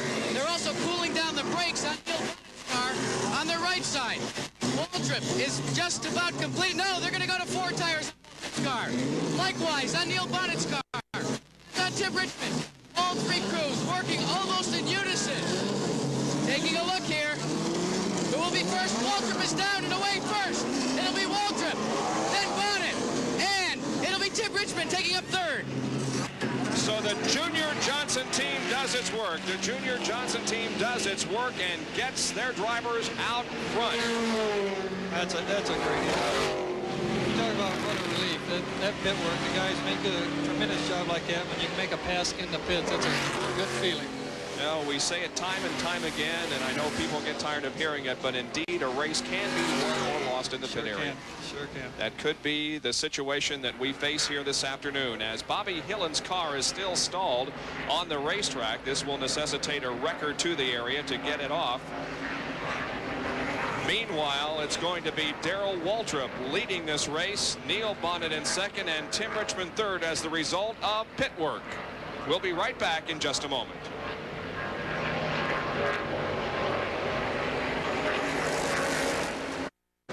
Still under caution here at the Budweiser at the Glen at Watkins Glen International, but some problems maybe with a big question mark developing on Darrell Waltrip after that brilliant pit stop that put him in the lead. Jeff Hammond calls the shots here along with Junior Johnson. And Jeff, he's busy talking to Junior. He's busy talking to Darrell right now. They're concerned about tires. 15 laps to go before we go back to green, so all you got to do is just stay out front, baby. The concern, let us tell you, is they put 4 tires on and it developed a vibration. Darrell Waltrip thought. They have tried to shake the car down to determine whether it was a problem with the tires or not. So far, their consideration is that it is not a problem. They're electing, it looks like right now, to keep him out on the racetrack because it is 17 laps to go. Jeff, it looks like you're going to not make the call to bring him back in. No, Jack, it was just a feeling that he had when he first took off out of the pits. He saw a little stream of gas, and at the same time, he had a little bit of a bounce in the tires. Sometimes with a new set of tires, you have to swing them out a little bit. And he just, right now he's so intense, and everything is so important, you might say. He's feeling every little nick and nook in the car, and if it creaks the wrong way, he feels it. So whenever he feels that, he hollers in, something's wrong, something's wrong. So, just had to calm him back down, and then we went back through everything, and everything's fine. Neil looked the car over for us at the same time, so we're in good shape and we're ready to go racing. Well, now, this is something that ought to be pointed out, gentlemen. That's when cream rises to the top. Rather than making a momentary judgment and bringing the car back in during this caution and losing all that valuable ground, they said, Darrell, stay out there, shake it down during these couple of caution laps. Let's find out what the problem is before we overreact, put 4 new tires on, and give away everything that we gained during that pit stop. Cream definitely does rise to the top. Good point, and Rick, and also a point to make here is that I'm sure you can relate to this. Late in the race, you're leading, you do feel every possible thing that can go wrong with the car. Well, you do that, and that's exactly like they said. Everything is magnified at that point in time. You're just, you're almost expecting something to happen possibly, so you're really paying close attention, hoping it won't, but that tends to make you look for things that aren't there. Well, Bill Elliott is the leader of this race. Number 9 Coors Melling Ford is on top. He has not made a pit stop. Now, we assume that he's simply gambling, that he can't go the rest of the distance without stopping for fuel. If he can, he very definitely has a shot at winning this race. Bill Elliott is our 5th leader of the afternoon, although we have had a total of 8 lead changes. Yellow is still out because of a spin involving Bobby Hillin. Back with more from Watkins Glen after this.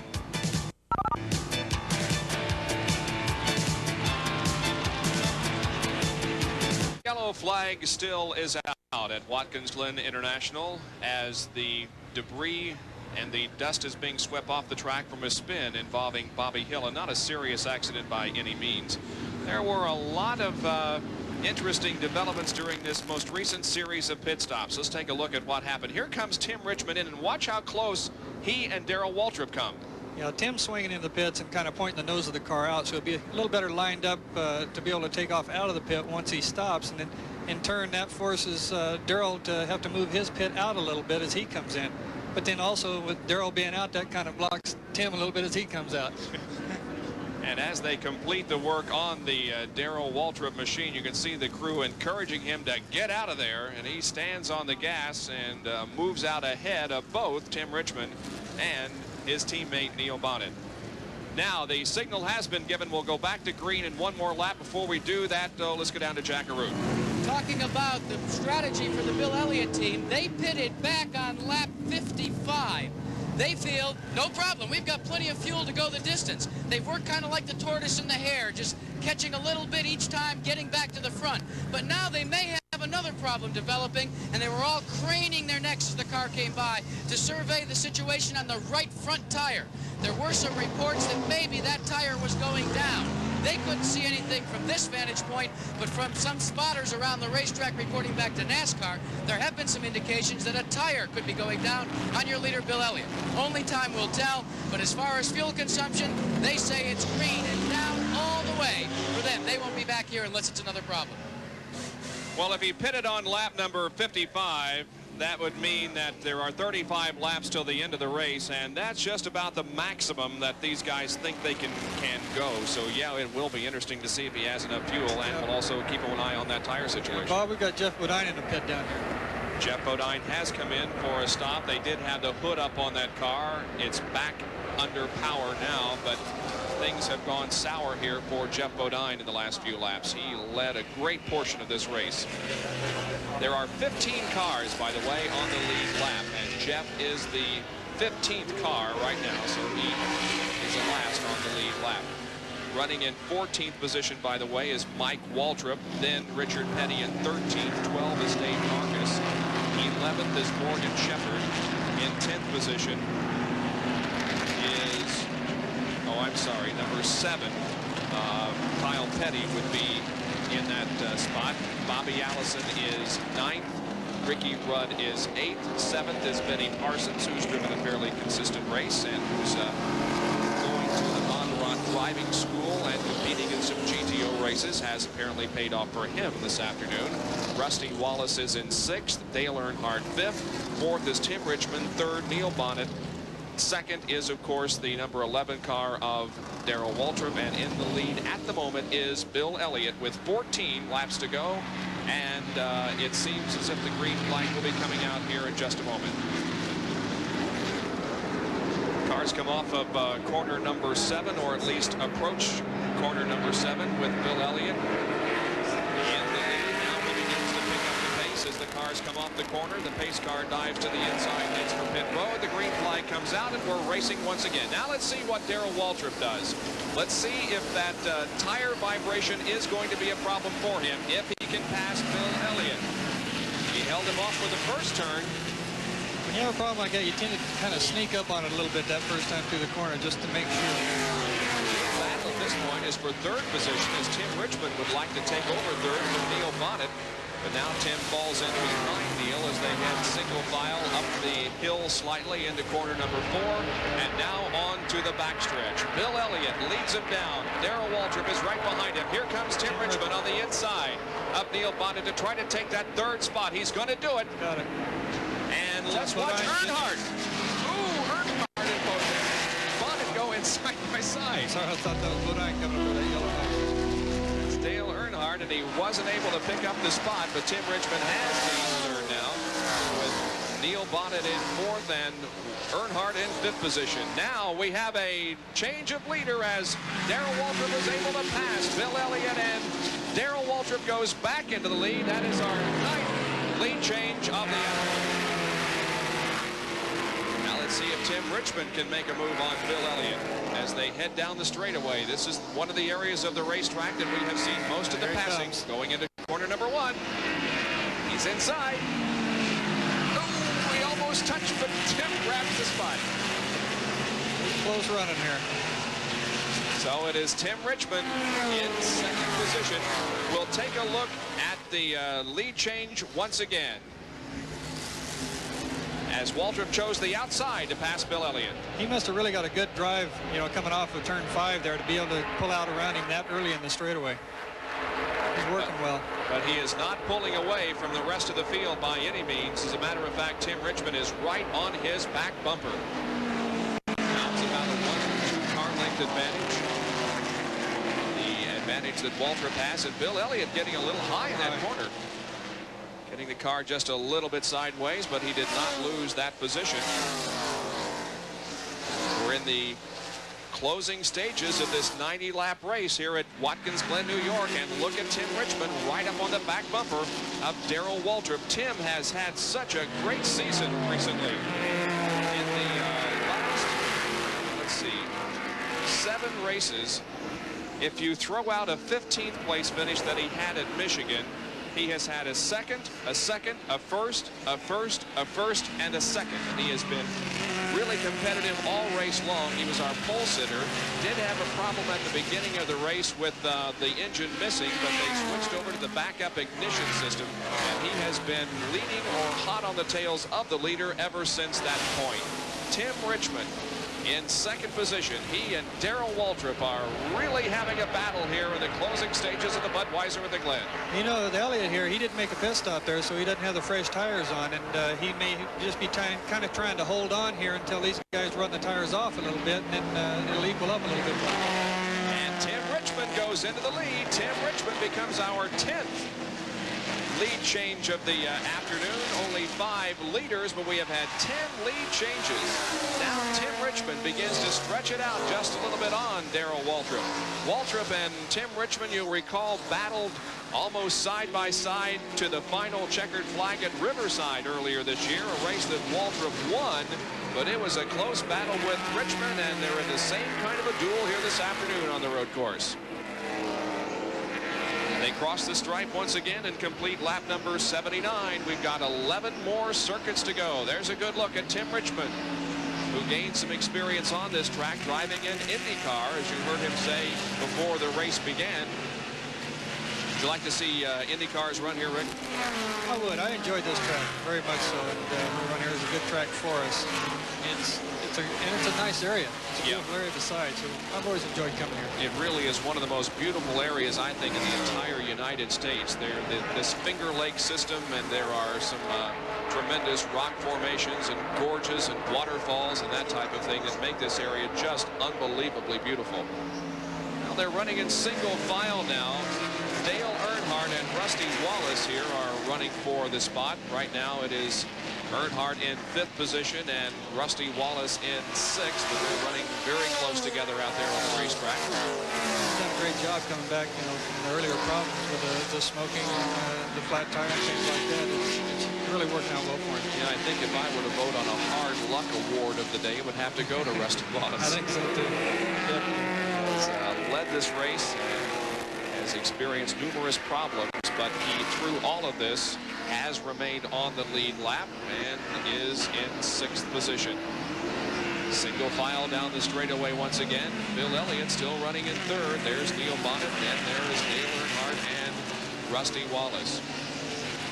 Earnhardt in that Wrangler Jeans machine, car number 3. He, of course, is the current Winston Cup points leader, but he is only just a few ahead of Darrell Waltrip, and Tim Richmond is in 2nd position, 161 points behind Dale Earnhardt is Darrell Waltrip. Tim Richmond is 3rd in the point standings. Dale Earnhardt's best finish recently was a 7th at the Pocono 500. So we are just about 10 laps from the conclusion of this event now. We'll see if Tim Richmond can hang on for the win after this.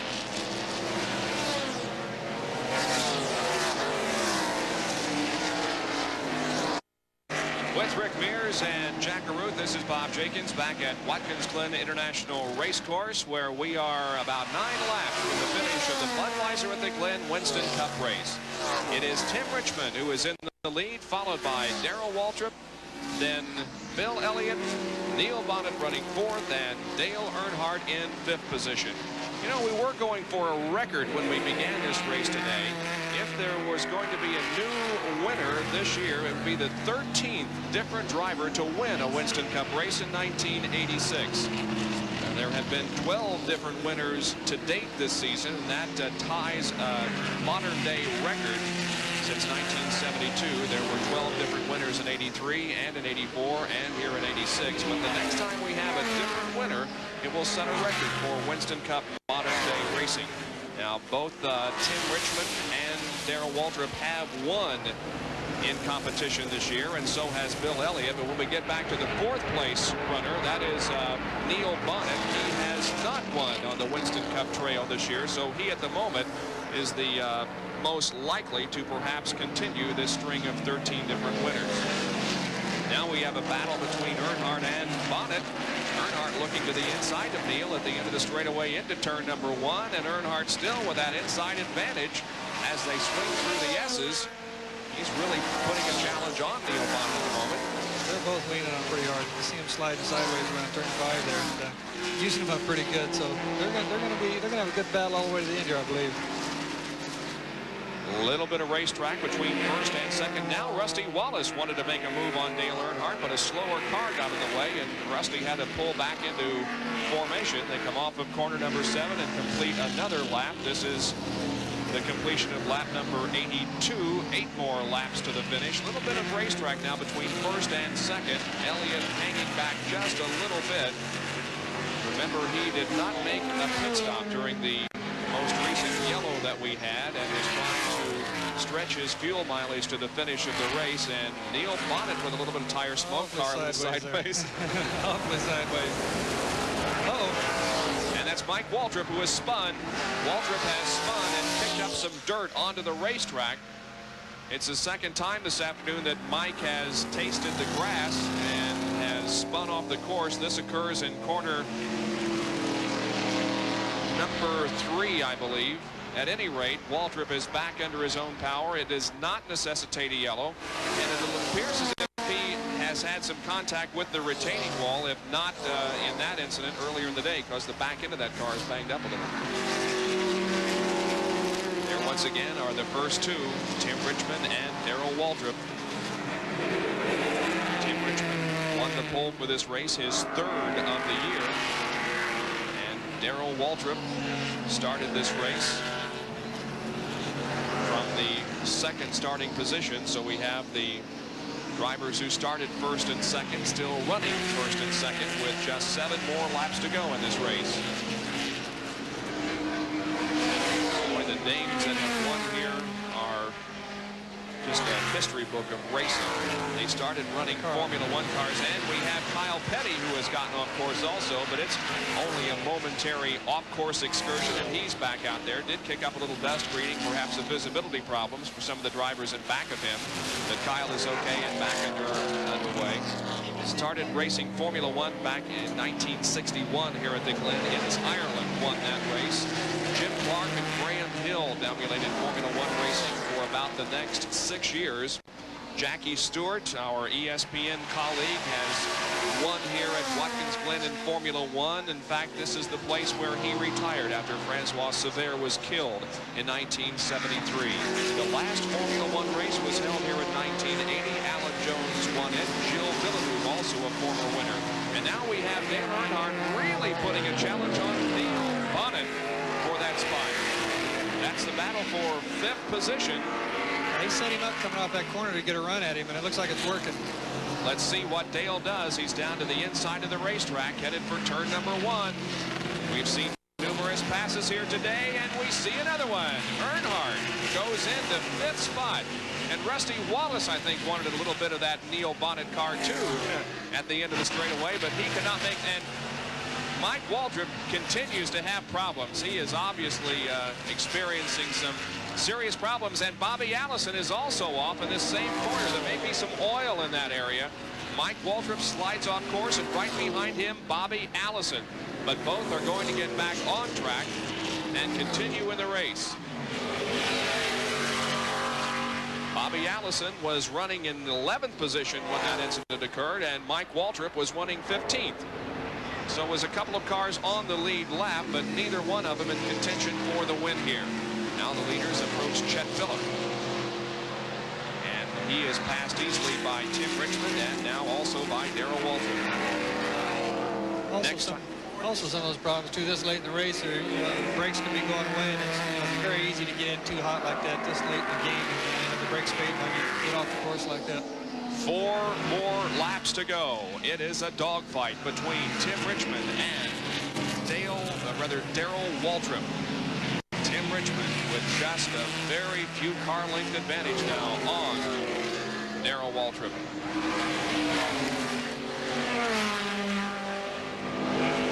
Would mean a definite move up in points for Tim Richmond if he can add to his total here this afternoon. He is currently 185 points behind the Winston Cup points leader Dale Earnhardt, but this will certainly add to his total, although he won't gain a whole lot because Waltrip, who's in 2nd place in the point standings, is 2nd, and Earnhardt, who is the leader, is in 4th.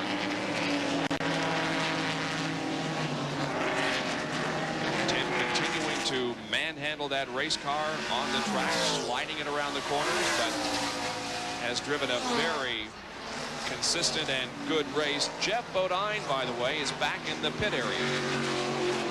The problems continue for that Levi Garrett Chevrolet. Jeff Bodine back in the pit area after having led a great portion of this race. Maybe said he had some overheating problems earlier, that's why he was in the time before, so it could be still continuing. Another lap clicks off. There are now 3 to go. And it's a 2.19 second advantage. 2.19 seconds for Tim Richmond. Good battle going here with Elliott Earnhardt. Earnhardt looking for that 3rd position. It is Bill Elliott in 3rd at the moment, but Dale Earnhardt is right there to make the challenge. And it looks to me like that Tim Richmond is slowly pulling away from Darrell Waltrip. Yes.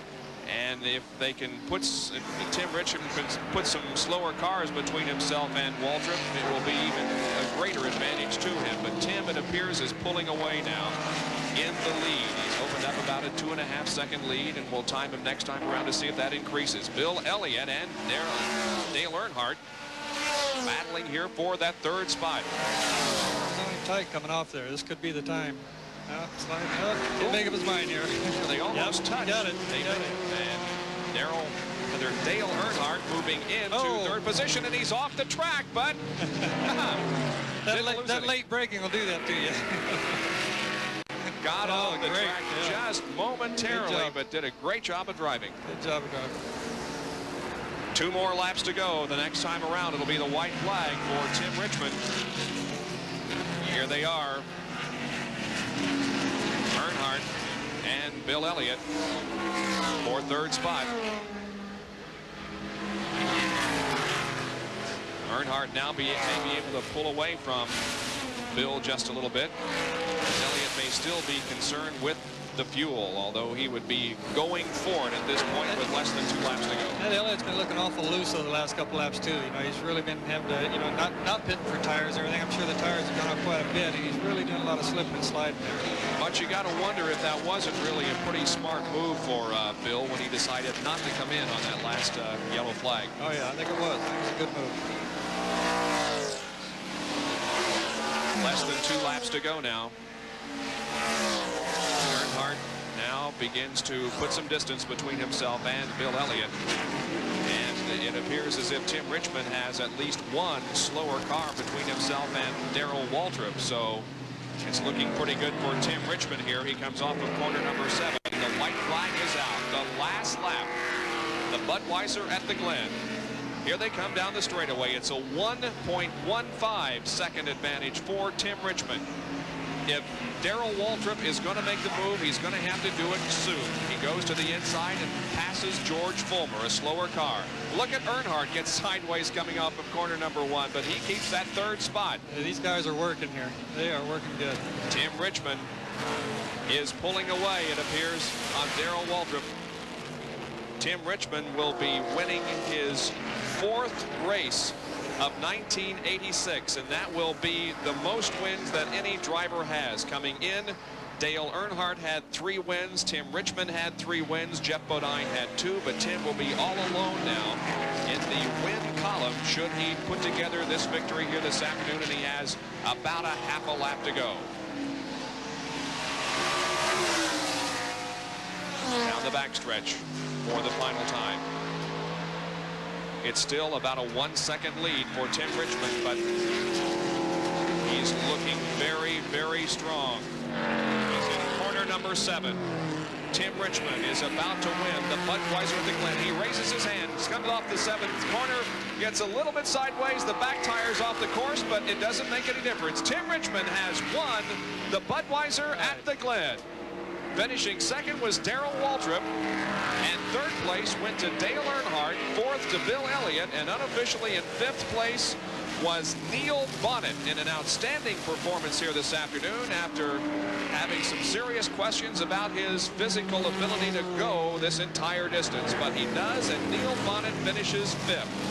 6th unofficially was Rusty Wallace. 7th was Ricky Rudd. 8th was Benny Parsons. 9th, Kyle Petty. And 10th was Richard Petty. So the Pettys finished unofficially in 9th and 10th. 11th was Morgan Shepherd. 12th was Bobby Allison, despite some agricultural racing late in the event. And 13th was Dave Marcus in car number 71. Tim Richmond from Dooley, North Carolina, by way of Ashland, Ohio, has won the Budweiser at the Glen. The 100,000 or so fans that gathered here this afternoon begin to leave as they have seen a tremendous Winston Cup race here at the Glen. The winner, Tim Richmond. Second, Darrell Waltrip. Third was Dale Earnhardt. Fourth, Bill Elliott. Fifth, Neil Bonnet. The 6 through 10 place finishers, Rusty Wallace, in a tremendous gallant battle this afternoon. Ricky Rudd finishes 7th. Benny Parsons a consistent 8th. Kyle Petty, a couple of off-road excursions, but he finishes 9th. And Richard Petty, after a black flag and a couple of other problems, finishes in 10th position. So an excellent race, Rick.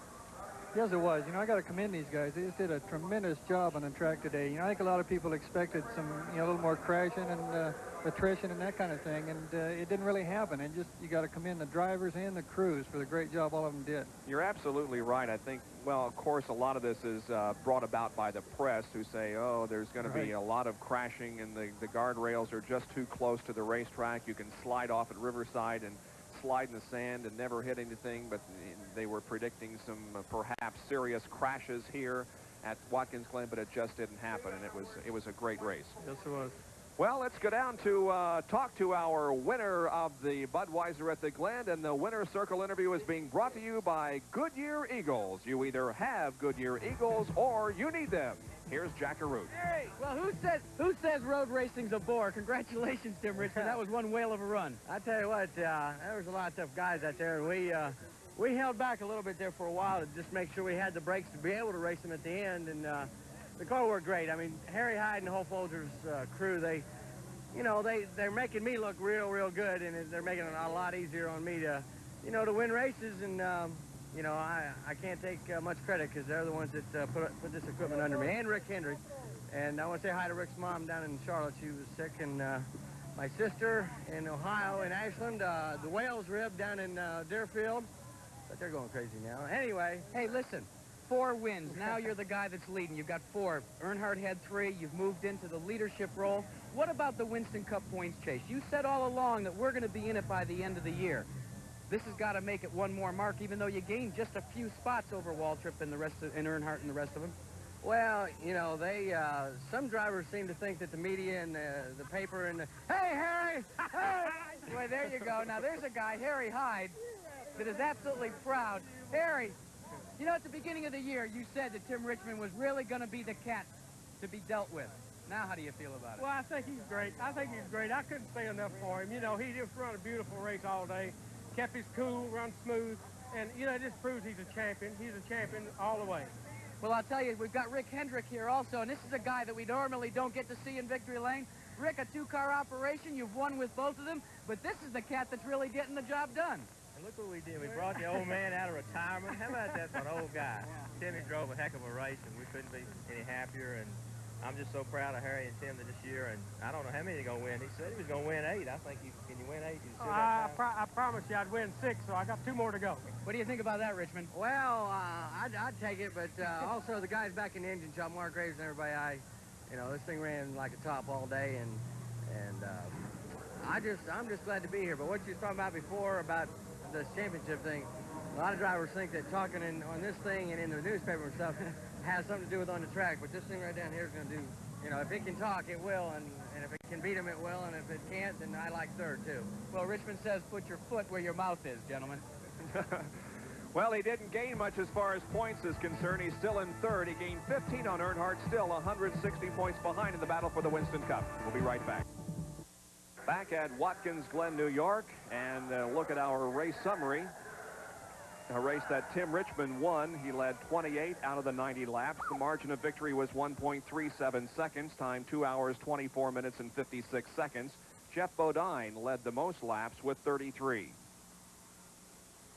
The average speed of the race was 90.464 miles an hour. We had 4 overall caution periods, a total of 19 laps. 13 cars finished on the lead lap. There were 10 lead changes among 5 drivers.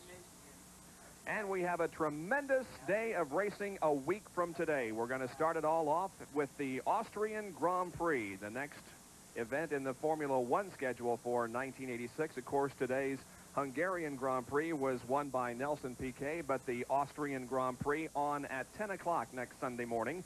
Then live at 12:30 p.m. Eastern Daylight Time, the Champion Spark Plug 400 Winston Cup